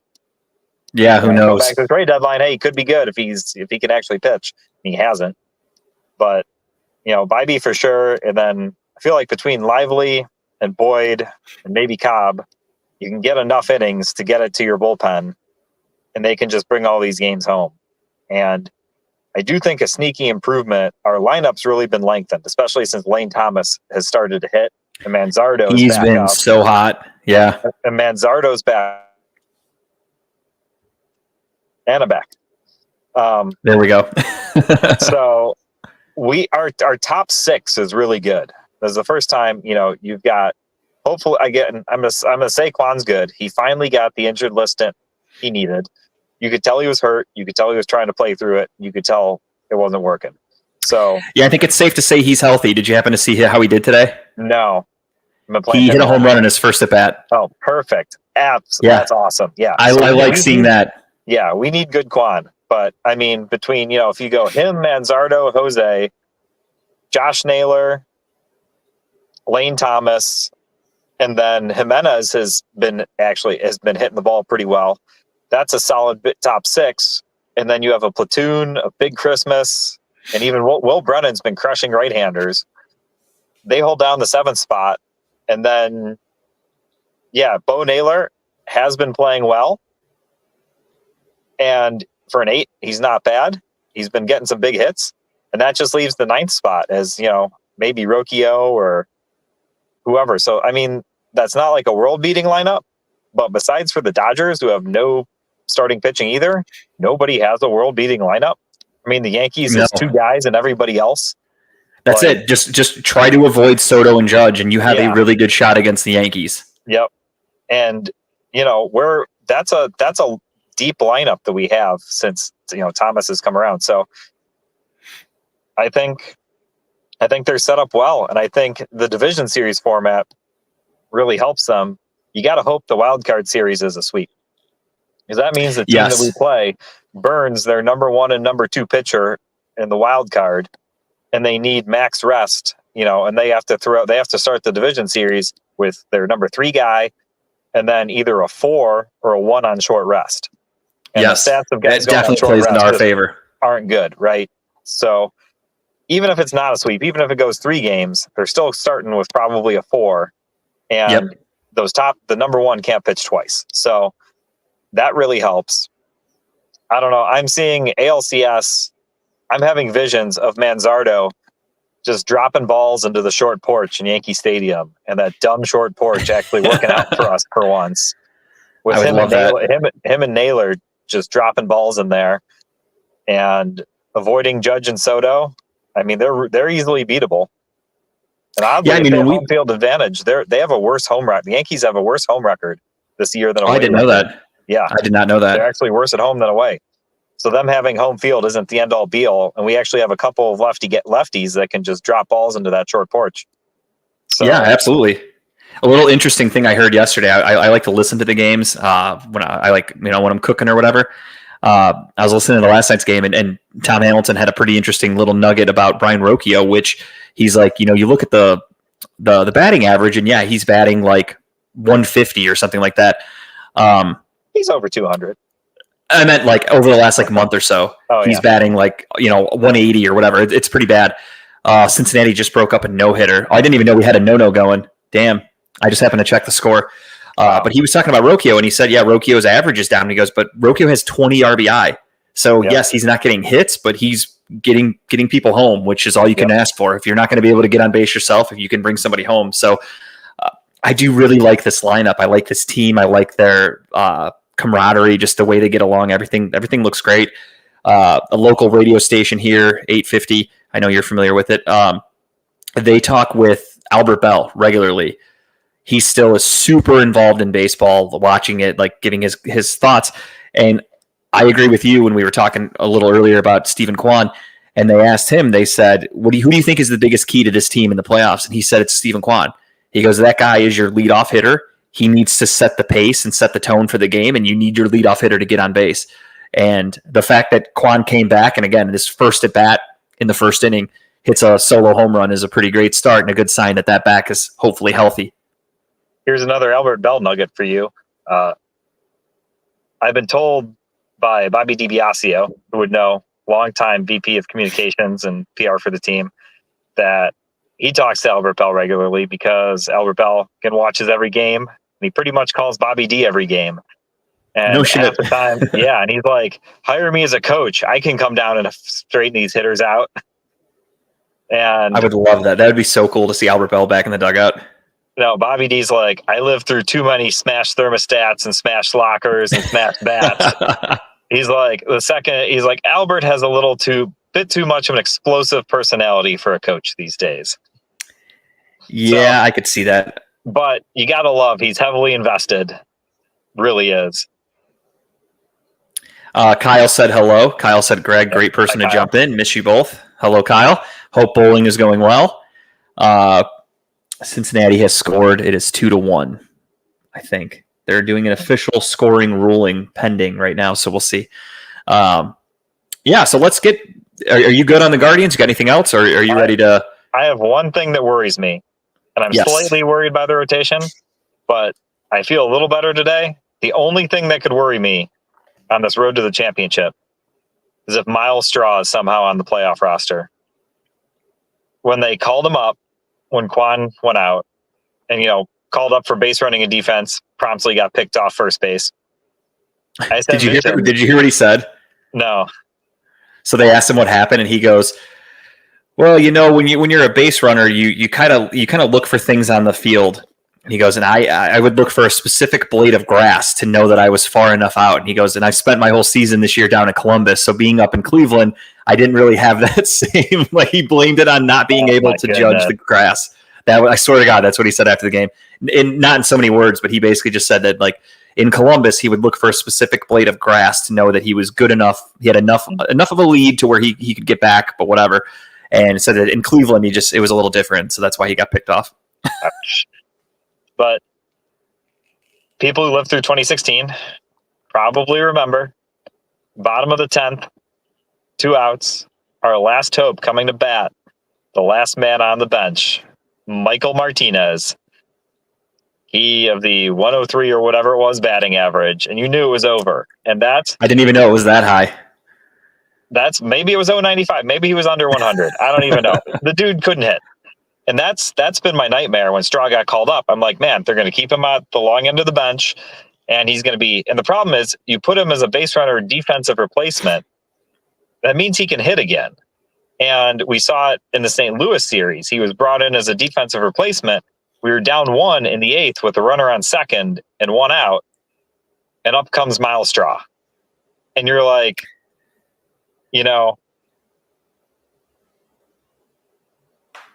I wish anyone else was up. We have two chances to get this guy in, and the guy after him didn't get him in either. But you're like, Miles Straw popped out to short. You're like, he's not getting a hit. He's not scoring a run. We have we're giving up one of 2 chances to tie the game because Miles. There's a good chance he's not hitting it into the outfield. Right. And and they said, and they're trying not to get him at bats, but if you put him in as a defensive replacement in the 7th or 8th, like, his time in the order can come up. And it did in St. Louis. 100%. And it was a high leverage situation, and we just gave up and out. And so I really, really hope they don't roster him in the playoffs, because I do have visions of him being this year's Michael Martinez coming up, just having to come up in a clutch situation, and you're just like, damn. Well, he got sent down today, so that's good. Yep, I do understand your fear, though. However, I like to think that the last guy on the roster in a pinch situation like that would be Hedges. Maybe would he be your last resort? Depending on, obviously it depends on how it all shakes out. If you pinch hit for Bo Naylor, and that's a problem. If you keep Straw on a playoff roster, you have him and Hedges. You have 2 guys, who can't bat barely 100. Yeah, yep. And at least Hedges can hit a random home run. Like, true. He's got a few this year. Yeah, he has a few, and he always has a few. And told you the story, but not the audience. May have mentioned I went to Guardians fantasy camp last January. Best time of my life. I got kicked out of a batting cage by Austin Hedges. So, the rest of us campers were like in the cage over just watching. And his swing is not good, at least in the offseason. And you can see in the game, he's off balance, forward, backward, lunging. But the one thing he does is swing hard. Like, even Austin Hedges, the noise the bat made, the whoosh as he swung, was something where you're like, man, my bat doesn't sound like that. I can't swing that hard. This guy sucks, but he's still a major league player. So that's where it comes from. Occasionally, like, sure, he's off balance and he whiffs a lot and doesn't have great contact, but the dude swings hard and can run into one every now and then, which is better than Miles Straw can say. Yeah, no, I'm with you. The further, if they even wanted to send Miles Straw, down to AA just to get him one step further away from the Guardians, I'd be okay with that. Yep. So just get this guy out of here. When I saw that he was the one that got called up for Quan, I get it. It was only for 10 days. Had it been a more serious injury, maybe you bring down a younger player to let them get some major league experience, but I understand why they did it with Straw. It was just strictly defensive replacement to help if needed. But yeah, you do not want to see Miles Straw batting. That's one of the worst things. It's a fear. Like, it'll keep you up at night if you think about it too long. All right, so Steve put in the comments there that the Yankees are down 5-1 against the Orioles, which is great. As I said earlier in the episode before Greg got on with us, the Guardians still have a shot at the 1 seed potentially. As long as the Yankees keep losing and the Guardians keep winning, it is legitimately it's an option. It's a possibility. So, with that being said, the current, and again, this will change a million times by the end of by next week, because the Mets and the Braves are in a very good series. But again, this hurricane has postponed their game and they've moved it to Monday. So you have currently, I'm looking at a postseason picture bracket right now in the National League. We'll start there. We have the Dodgers sitting number 1, the Phillies sitting number 2, Brewers 3, Padres 4, Mets 5, and the Diamondbacks 6. So your first round wildcard matchups will be the Arizona Diamondbacks, who were in the World Series last year, who fell short to Texas, taking on the number 3 Milwaukee Brewers. Greg, who wins that series? I like the Brewers. They're really good. I agree. Overall, they're a very good team. I think the Diamondbacks are kind of struggling late. Not a good time to start falling apart when you're A, still trying to secure a playoff spot, and B, just being this close to the playoffs. If you're not playing your best baseball, this is not a good time to do it. So I'm with you on that. I would take the Brewers as well. As it sits right now, again, we still have the pending Braves-Mets series. This could all change by next week, but for right now, this is the current standings. The 4 seed Padres and the 5 seed Mets. Who do you got in that one? I got the Padres going in that one. I think they're rolling. They have good players. The vibes are off the charts. I think they're going to take down the Mets, and I'll go one further. I think they're actually going to beat the Dodgers. I think the Dodgers are going to choke again in the playoffs. I think the Padres are going to roll past them. It's definitely looking that way. I mean, the Dodgers and Padres are actually playing in a series right now, and I'm sure you saw it last night. They ended the game with that triple play. The Dodgers just don't have an identity right now. You mentioned earlier that the Dodgers don't have starting pitching, which is true, and it's a killer. Yes, they have arguably the best player in baseball, Shohei Ohtani, and if you don't have pitching in the playoffs, though, one player batting doesn't really mean much, because you can kind of avoid that, like we said with the Yankees, for instance. If the Guardians end up facing the Yankees in the ALCS, you look at that and you go, okay, avoid Soto and avoid Judge. That's pretty much the same game plan you could have against the Dodgers, and it could work. Just stay away from Ohtani. Let everybody else beat you. I mean, or try to beat you. It's not that simple. I mean, Mookie Betts. Don't get me wrong. Mookie Betts, Freddie Freeman. Yeah, like those very good. Those are 2 more MVPs, so that are still killing it. But I'm just Dodgers choking the playoff, except in 2020. So I'm going with the Padres. I think they finally get over that hump. And I saw, or I was listening to somebody today. I don't remember who. It was a national show, and they were talking about that. And they were saying they're like, it looks like the Padres are in the Dodgers' head. Like they have something over them right now that the Dodgers just can't beat them. So perfect time for them to play hot. And if they do end up facing the Dodgers in the playoffs, then even better for them. If you go in against a team that, kind of like the Browns have over the Bengals or something, where there's a team that's projected to be better, but they just can't figure you out for some reason. Should make for some good baseball, though. I'm really excited for the playoffs to start. Playoff baseball, there's nothing like it. Sitting there watching every pitch is so important. You're on the edge of your seat, literally to watch a guy throw a ball in the dirt. You still look at it and you're like, hell yeah, let's go. And then they pitch and you're like, all right, good pitch. You feel relief after every pitch. It's awesome. American League, currently we have the Yankees in the 1, Guardians 2, and then we have Houston winning the West as the 3 seed. Currently would be taking on the Detroit Tigers, who saw that coming. And then the 4 seed Baltimore Orioles taking on the 5 seed Kansas City Royals. We will start, again, this is all pending. This could all change by next week when the playoffs actually start. But we have the Detroit Tigers taking on the Houston Texans. Greg, who do you got? Houston Texans, not the Texans. Or Houston, sorry, I'm getting ready for football picks. Houston Astros. They don't deserve to be called anything anyway. Bunch of cheaters.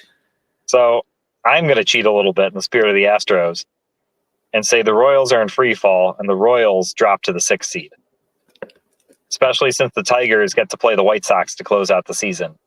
And I want that to say, helps. and the Royals have a tough. I think they might play the Orioles too. So, oh shit! Hang on 1 second, Greg. Yep. Hey George, you blocked that guy Dub. You can unblock him. I know Dub. That's not a bot. It says he was banned and their comments were removed. I know him.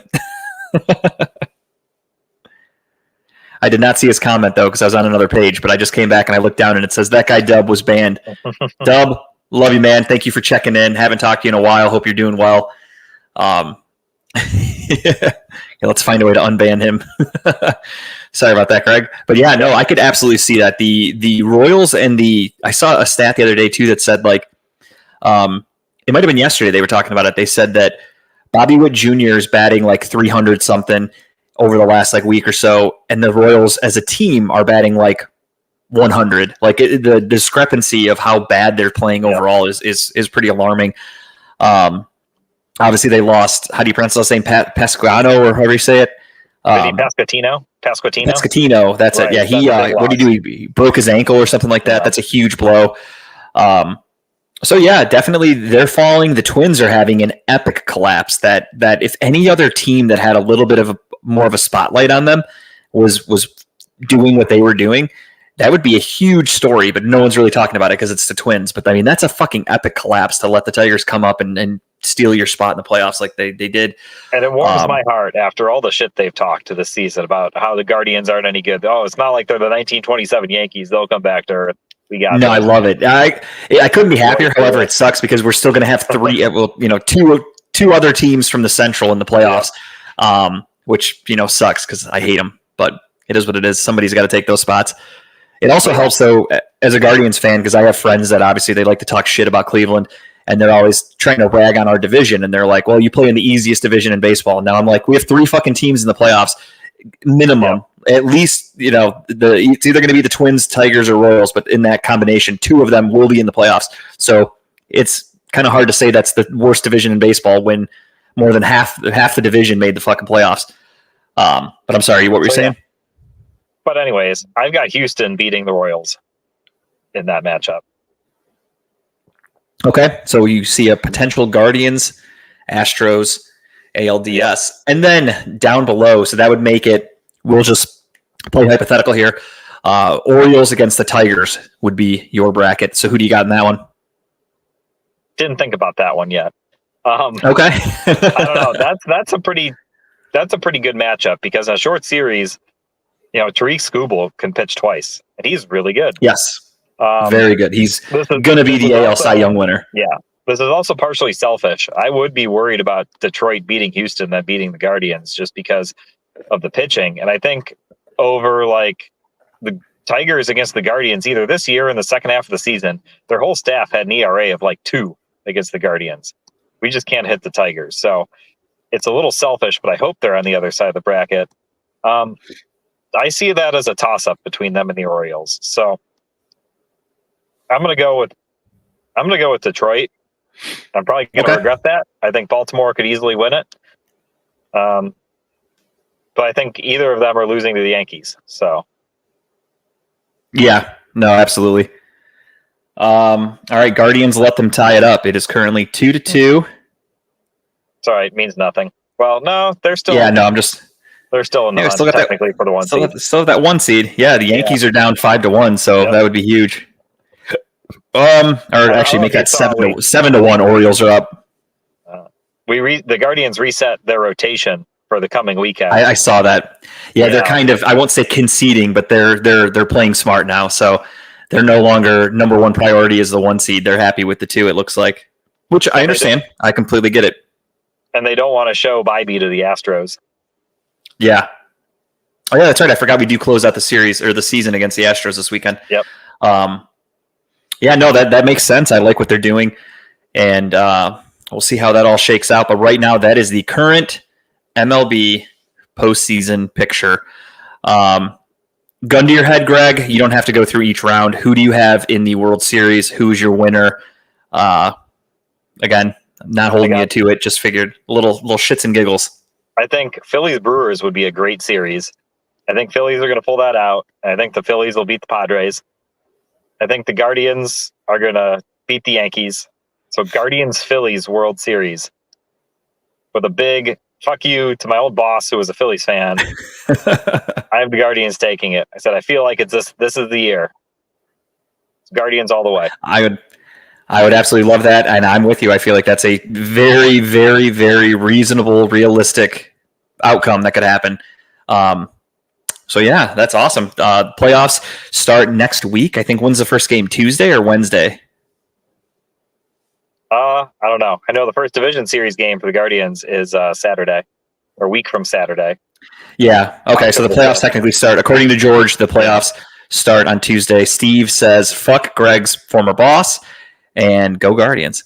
So, all right, Greg. Well, that's all I got. You got anything else you got anything you want to talk about specifically, or are you good? Anything? I'm all ears. No, I'm pretty good. Just I've got tickets for this Saturday for Fan Appreciation Day, so looking forward to that. Yeah. Gonna take what do you get out of that? What's that?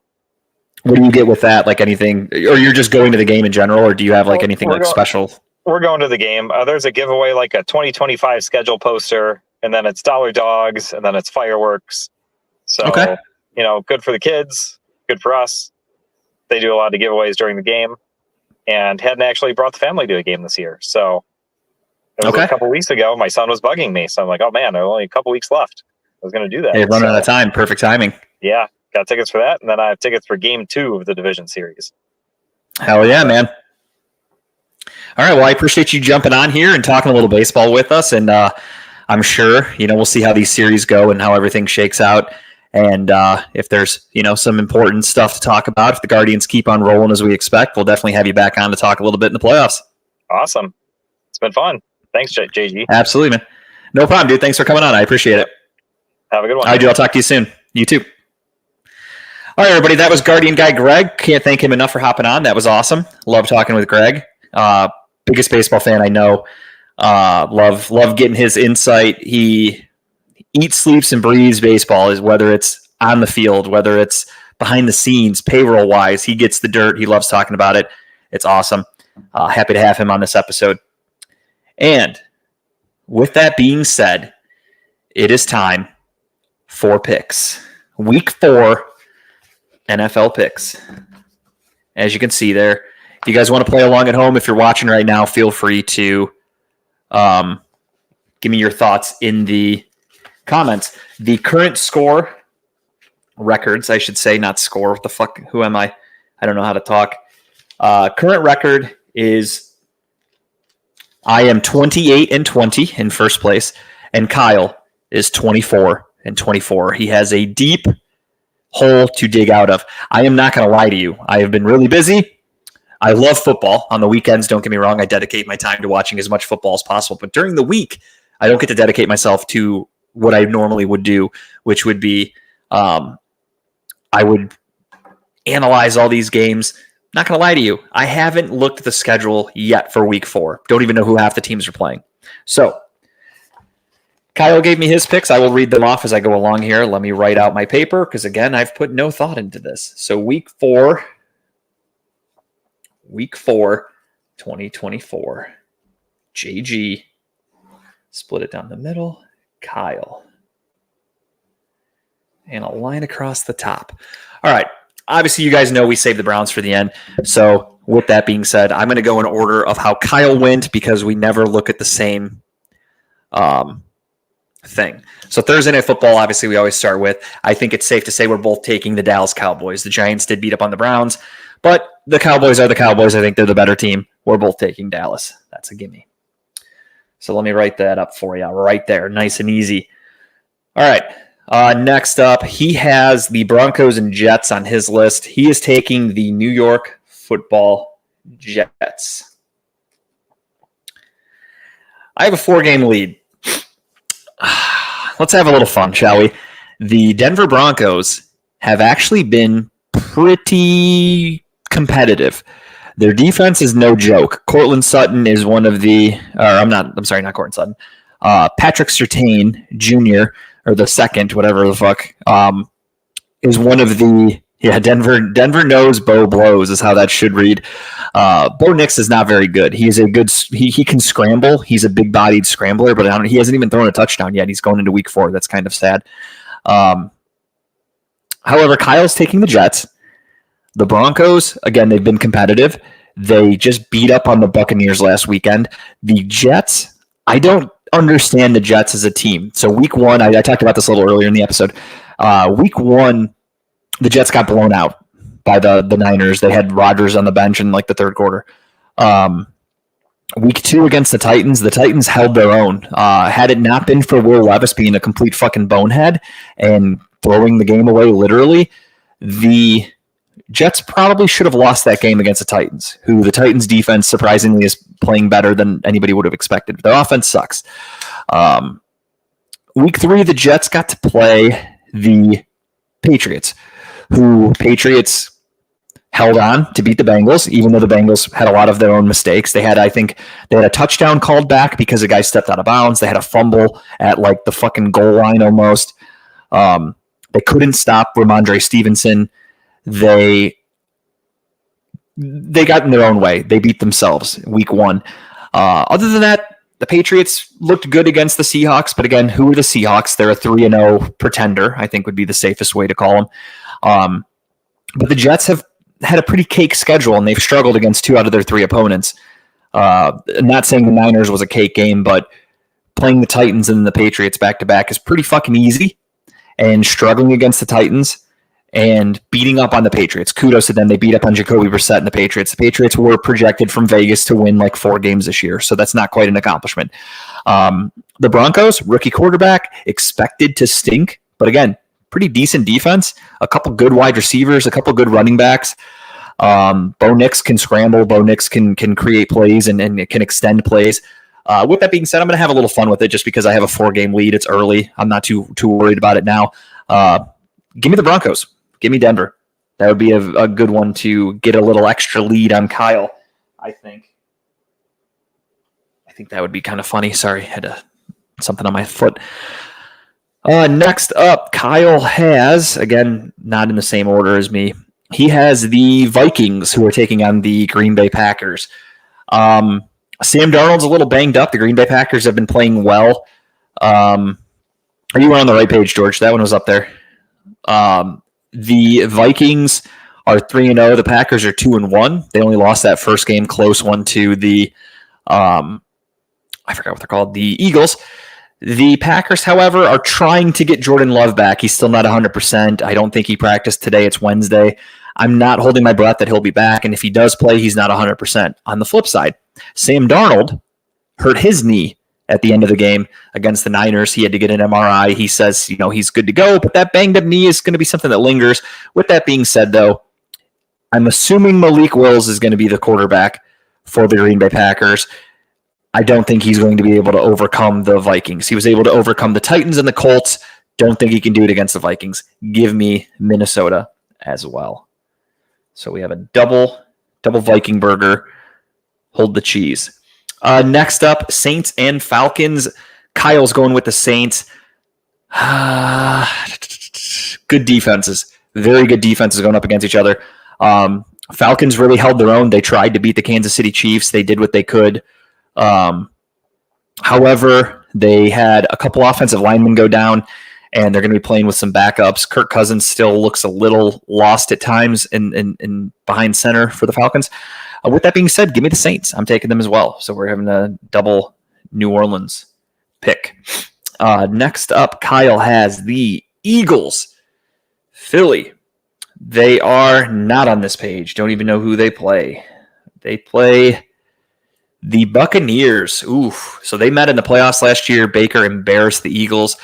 Eagles have not looked good this year. Eagles lost on Monday Night Football to the Falcons. The Eagles struggled hard against the New Orleans Saints last week. And then week 1, they held on to beat the Packers. They are a very beatable team. Buccaneers defense is really good. I was doing some stats searching today.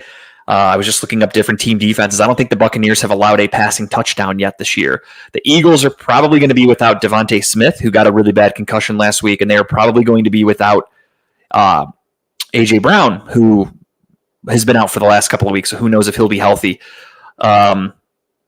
Eagles look beatable. Eagles look like they don't really know what they're doing. Nick Sirianni, I don't know what the fuck he's up to. It kind of seems like he's trying to get himself fired, but I don't know. So I'm going Tampa Bay. Kyle's taking Philly. I'm going Tampa Bay. It's kind of a double-edged sword thing that I always talk about. If the Buccaneers win, then cool. I got it. If they lose, then Baker Mayfield lost. So that's kind of a win-win, if I'm being honest. I know I'm petty. I don't give a fuck. Fuck you. The next up, Kyle has the Bengals beating the Carolina Panthers. Andy Dalton revenge game. He gets to take on his ex-team in the Cincinnati Bengals. Another weird misconception that I saw this week after the Monday Night Football game when, of course, the Bengals lost, as we all know. There were a couple guys on ESPN or whatever. I don't even know what channel. But this is why it's so bad nowadays with engagement bait is what I call it, where guys just talk out of their ass. They say the dumbest stuff, and you're just like Dan Orlovsky has taken it to a new level where he is proposing like these outrageous trades for teams or outrageous scenarios for teams because he's just trying to get engagement. And it works. Totally understood. We're in a day and age where short attention spans, TikTok is the fucking thing. You do a quick post, something, FanDuel does it all the time, and it's gotten me a couple times. They'll make a post that's so stupid, you read it and you're like, what the fuck? You can't help but comment and just say, how dumb are you to make this post? And then everyone in the comments are arguing back and forth about whatever the topic is. Happens all the time. So he came out, I forgot who it was, Chris Canty, maybe? Might have been Chris Canty. Came out and was saying Joe Burrow. Joe Burrow is supposed to be the next great quarterback. He's letting his team down. He's doing this. He's doing that. Dude threw like fucking 4 touchdowns on Monday Night Football. What the hell do you want him to do? They gave up 38 points to the Washington Commanders. They let Jaden Daniels throw. I think he was at over 90% passing, which means there was like 1 incompletion his whole night. The fact that they're blaming Joe Burrow is crazy. I hate the Bengals. I hate Joe Burrow. But even I'm not going to blame Joe Burrow for those losses. That's outrageous. He's not doing anything. He's doing literally everything he can to win the game. The defense is letting him down.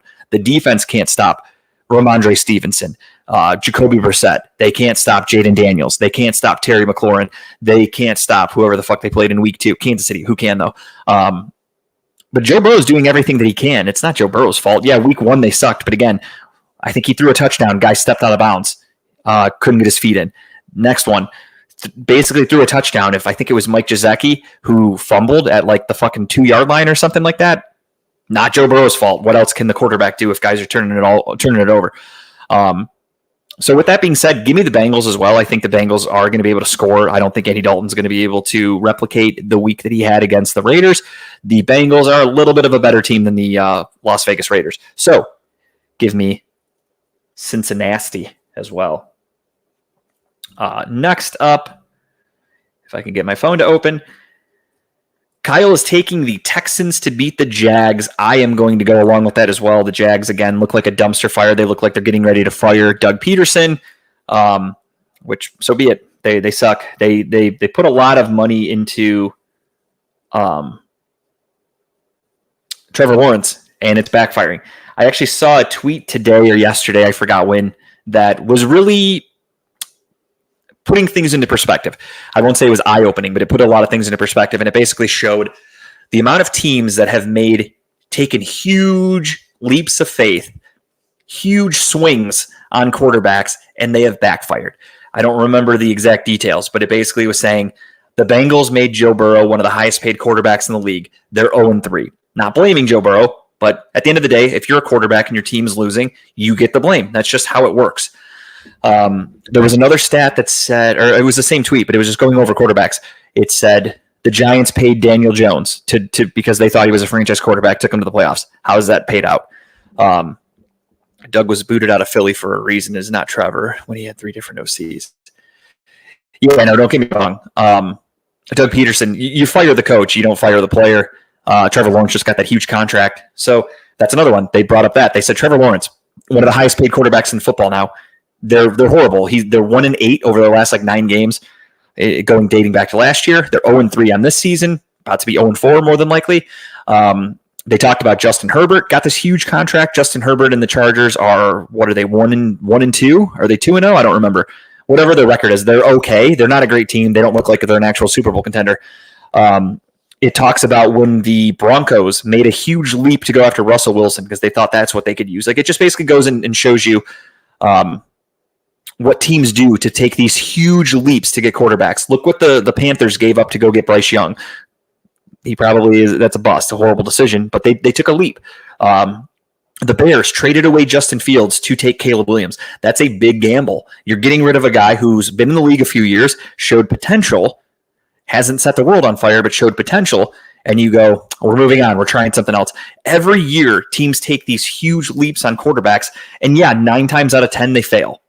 Look at the good quarterbacks in the league. Most of them were drafted by that team. Just off the top of my head, Joe Burrow, obviously a very good quarterback, drafted by the Bengals. Patrick Mahomes, drafted by the Chiefs. I'm looking through at the list here. I'm not saying he's Jordan Love, really good quarterback, drafted by the Packers. Dak Prescott, drafted by the Cowboys. Lamar Jackson, drafted by the Ravens. Josh Allen, et cetera, et cetera. The list goes on and on. It's really hard to find a franchise quarterback because if there's a guy that's really, really good, most teams don't let him go.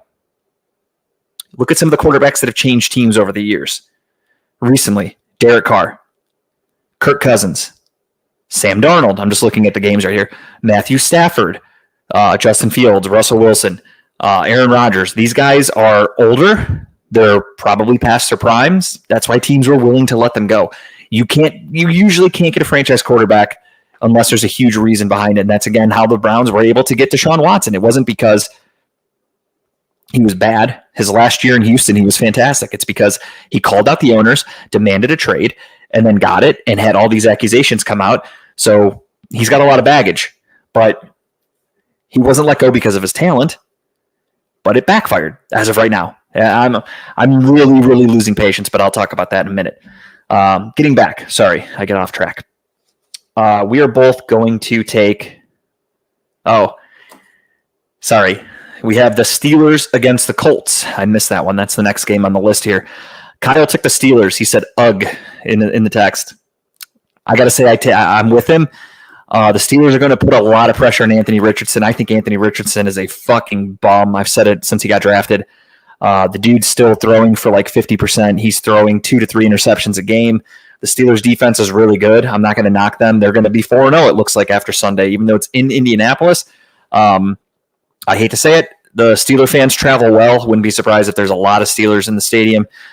Richardson's not very good. Offensively, I'm not too worried about anybody on the Steelers. And I think their defense is really going to cause trouble. However, on the flip side, their defense is pretty good.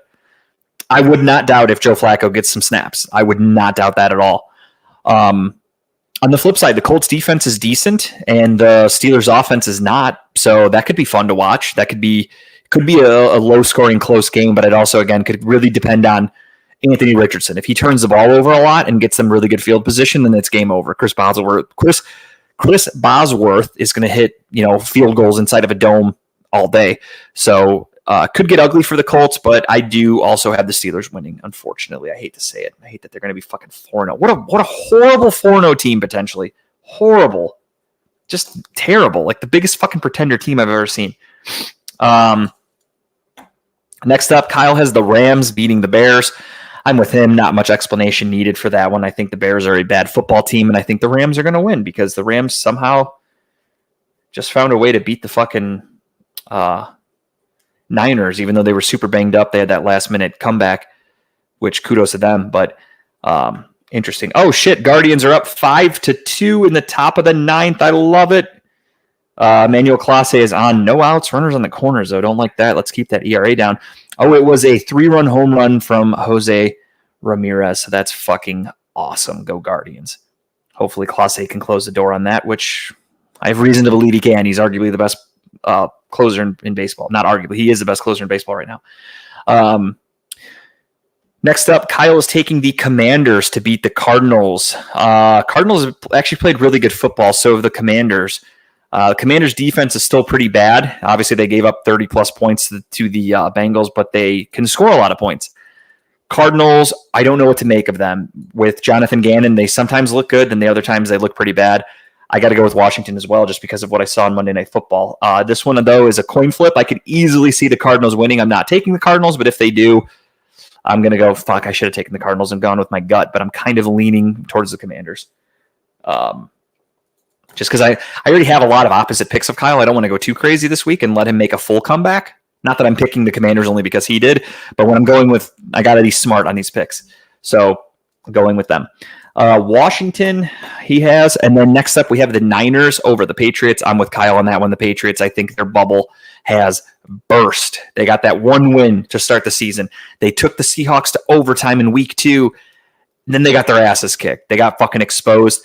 They were close to saying there's going to be a quarterback changed, but they're sticking with Jacoby Brissett for now. I wouldn't be surprised if Drake May gets some time in this game as he did against the Jets, and if he comes in and doesn't look back. But I'm still going with the San Francisco 49ers for this week. So San Francisco treat for both of us. Next up, he has the Cleveland Browns game. He has his pick for that game. I am not going to read that one yet. We saved that for the end. Kyle should know that. Put that shit in order, bro. Fuck, I didn't even think about that. It's a 4:25 start. That sucks. I fucking hate these late games. God damn it. You ruined my night, Kyle. I'm just kidding. You had nothing to do with it. That's fucking annoying. God damn it. I hate 4:30 starts. Fuck. Ruined my night. I'm honestly in a bad mood now, everybody.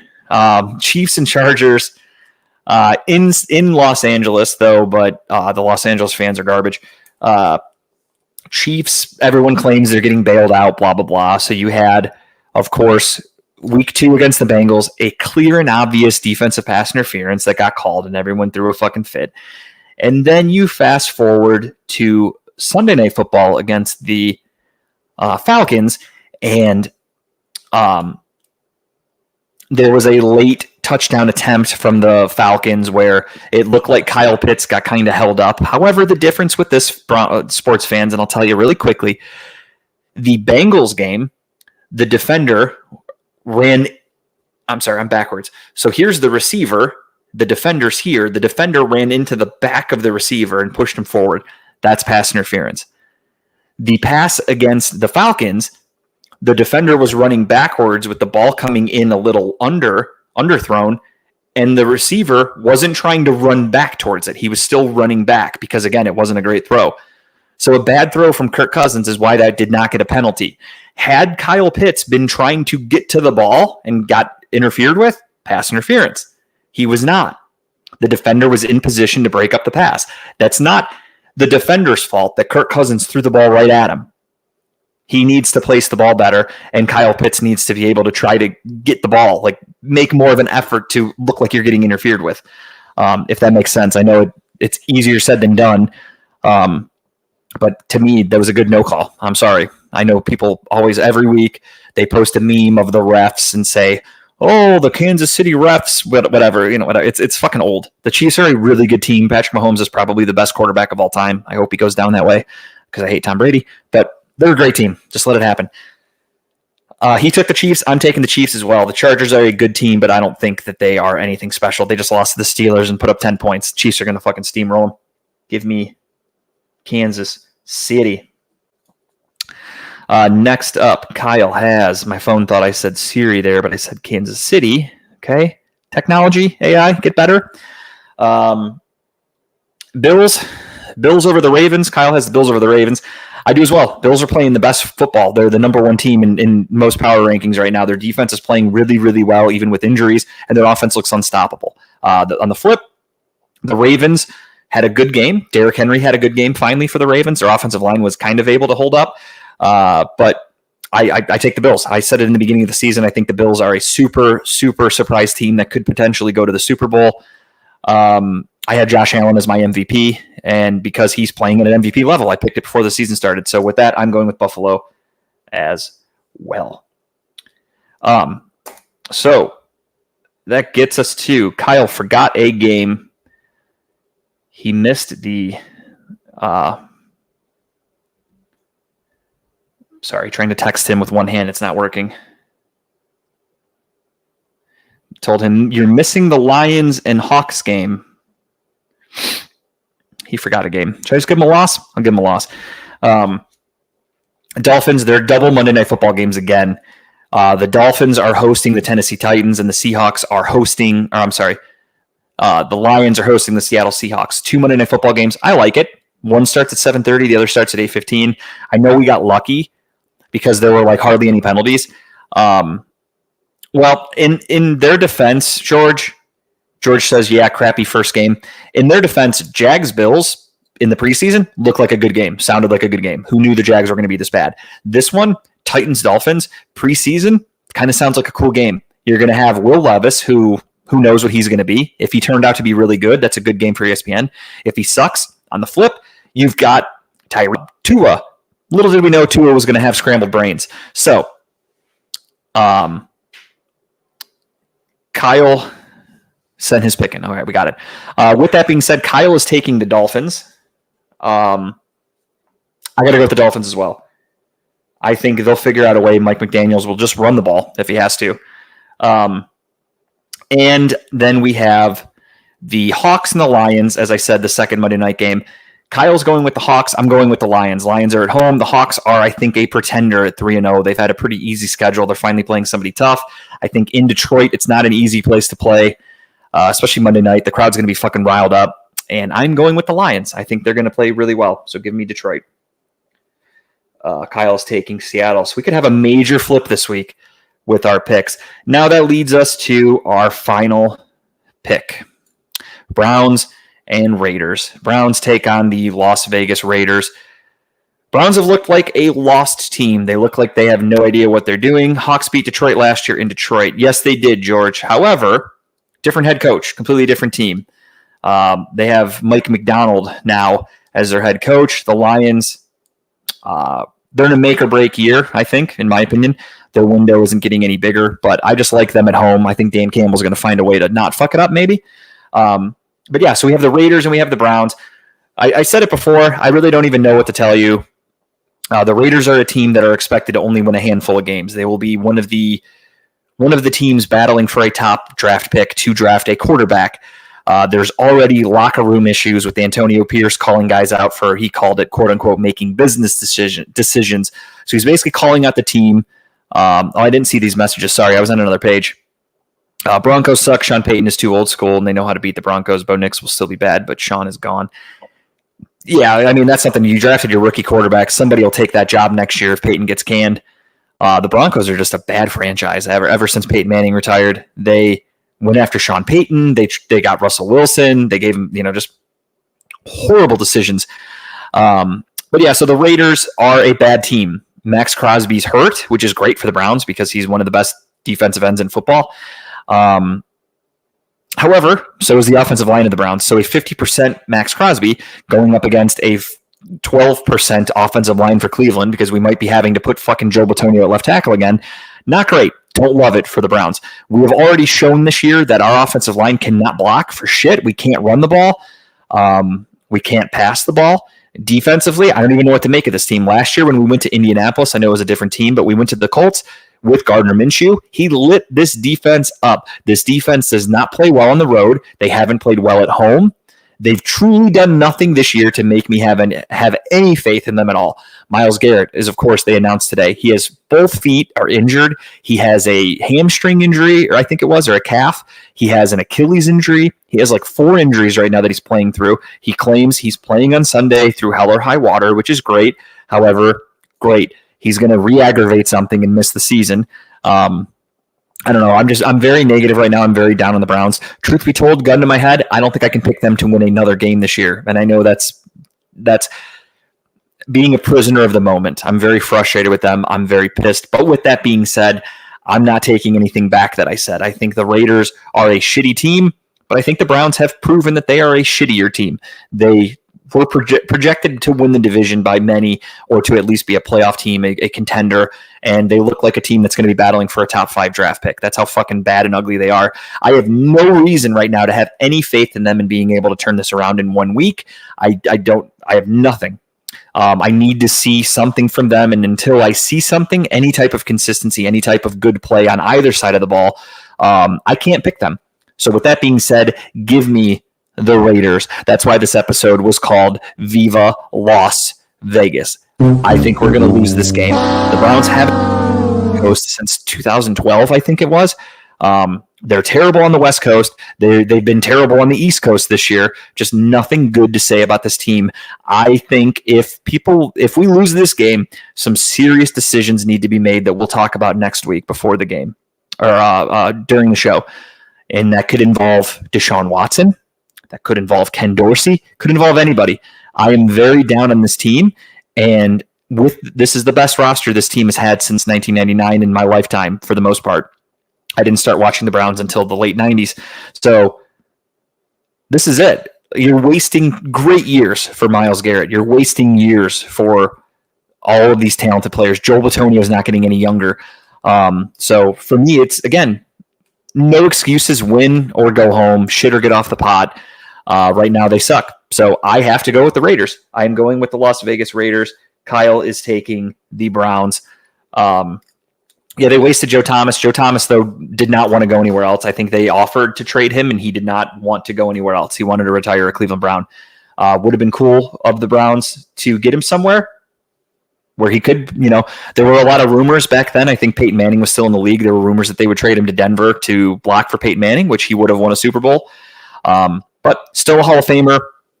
Left tackle, it's cool. He was a great player, but it's not as exciting as like Myles Garrett, in my opinion. Having a guy who won Defensive Player of the Year, who's as dominant as Garrett can be and disruptive, is a guy you don't want to waste. An offensive lineman, great, but great offensive lineman, we've had plenty. Nothing against Joe Thomas, he's awesome, but we had Alex Mack for a while. We had we have Joel Bitonio, who's probably going to be a Hall of Famer when he retires. Wyatt Teller's a stud. So having good offensive linemen on the Browns is not anything new. It's awesome, but apparently it doesn't mean much either, because we have a couple of them on the team right now, and our offensive line is fucking Swiss cheese. So who knows? I'm just very down on the Browns right now, so I'm taking the Raiders. All right, with that being said, we have reached the end of the show. It is time for everybody's favorite segment. It is time for Just the Tip. Kyle is not here to give anything, so I will give you a quick one. Mine is the movie Trap, the new M. Night Shyamalan Ding Dong movie. It was very good in the first half. I don't want to spoil anything for anybody. I don't want to deter anybody from watching it either. However, it started off just like the trailer. So the trailer and the preview show a guy who takes his daughter to a concert of some mega pop star that, basically a quote unquote Taylor Swift type of young girls are the only people that really go to her shows. So they're there. And the guy looks around, Josh Hartnett, and he's like, what the hell are all these cops doing here? And the guy working behind the merch booth goes, oh, I'm not supposed to tell anybody, but they're trapping the butcher. And he's like, have you heard of the butcher? And he's like, yeah, the guy that's killing everybody, whatever. And he's like, yeah, they think he's here. They set a trap. They're after this guy. So obviously the trailer shows it. I'm not spoiling anything. Josh Hartnett is the butcher. So you see it and you go, holy shit, how's he going to get out of this fucking venue? I thought the whole movie was going to take place in the venue. It did not. Spoiler alert, if you will. I'm not spoiling anything because I'm not giving it away, but the second half of the movie, I take that back. When I thought the movie was going to end, I was like, how the fuck is there still like 45 minutes left or an hour left of this movie? And then it really took a swing, and classic M. Night Shyamalan. It had twists and turns and a lot of things where you're sitting there going like, come on, that would never fucking happen. It was just a little outrageous. However, the first half, I'm not going to lie, got me. It was good. I was very just intrigued by it. Had some very good suspenseful moments where I was kind of like, oh, fuck, how's he going to get out of this one? Or like, what's going to happen here? And then, like I said, once you move on to the second act or the second half, if you will, kind of took me out of it personally. I kind of thought like, all right, this is kind of stupid. But overall, it was a good watch. It was like a 2-hour movie, whatever, hour 45. Definitely worth watching. I personally wouldn't pay for it, but I would watch it if it's on an app or something like that. I'm talking for you guys. For you, of course. Overall, good movie though. It was fun. First half again was really cool, very suspenseful, good thriller, and then the rest of it was kind of like, what the fuck, M. Night. But I guess you should suspect nothing less from an M. Night Shyamalan movie. All right, that's going to do it for me. We're a little over, but we also started a little late, so that's going to do it. We're going to wrap up. Kyle will be here again next week, I think. Future announcement, I am going to the Dominican Republic the week of the 20th, and I'll be back that next weekend. So that week. That'll be the 23rd. There will be no show because I will be in Punta Cana. So the Browns play the Bengals that week. And maybe I'll check in with like a Facebook Live or something like that, but there won't be an episode that week because I will be at an all-inclusive resort in the Dominican Republic with no care in the world about doing the show that week. I need a vacation. All right, everybody. Thank you so much for watching. We will see you again next week. Go Browns, I guess. I don't know. Cleveland, that was for you.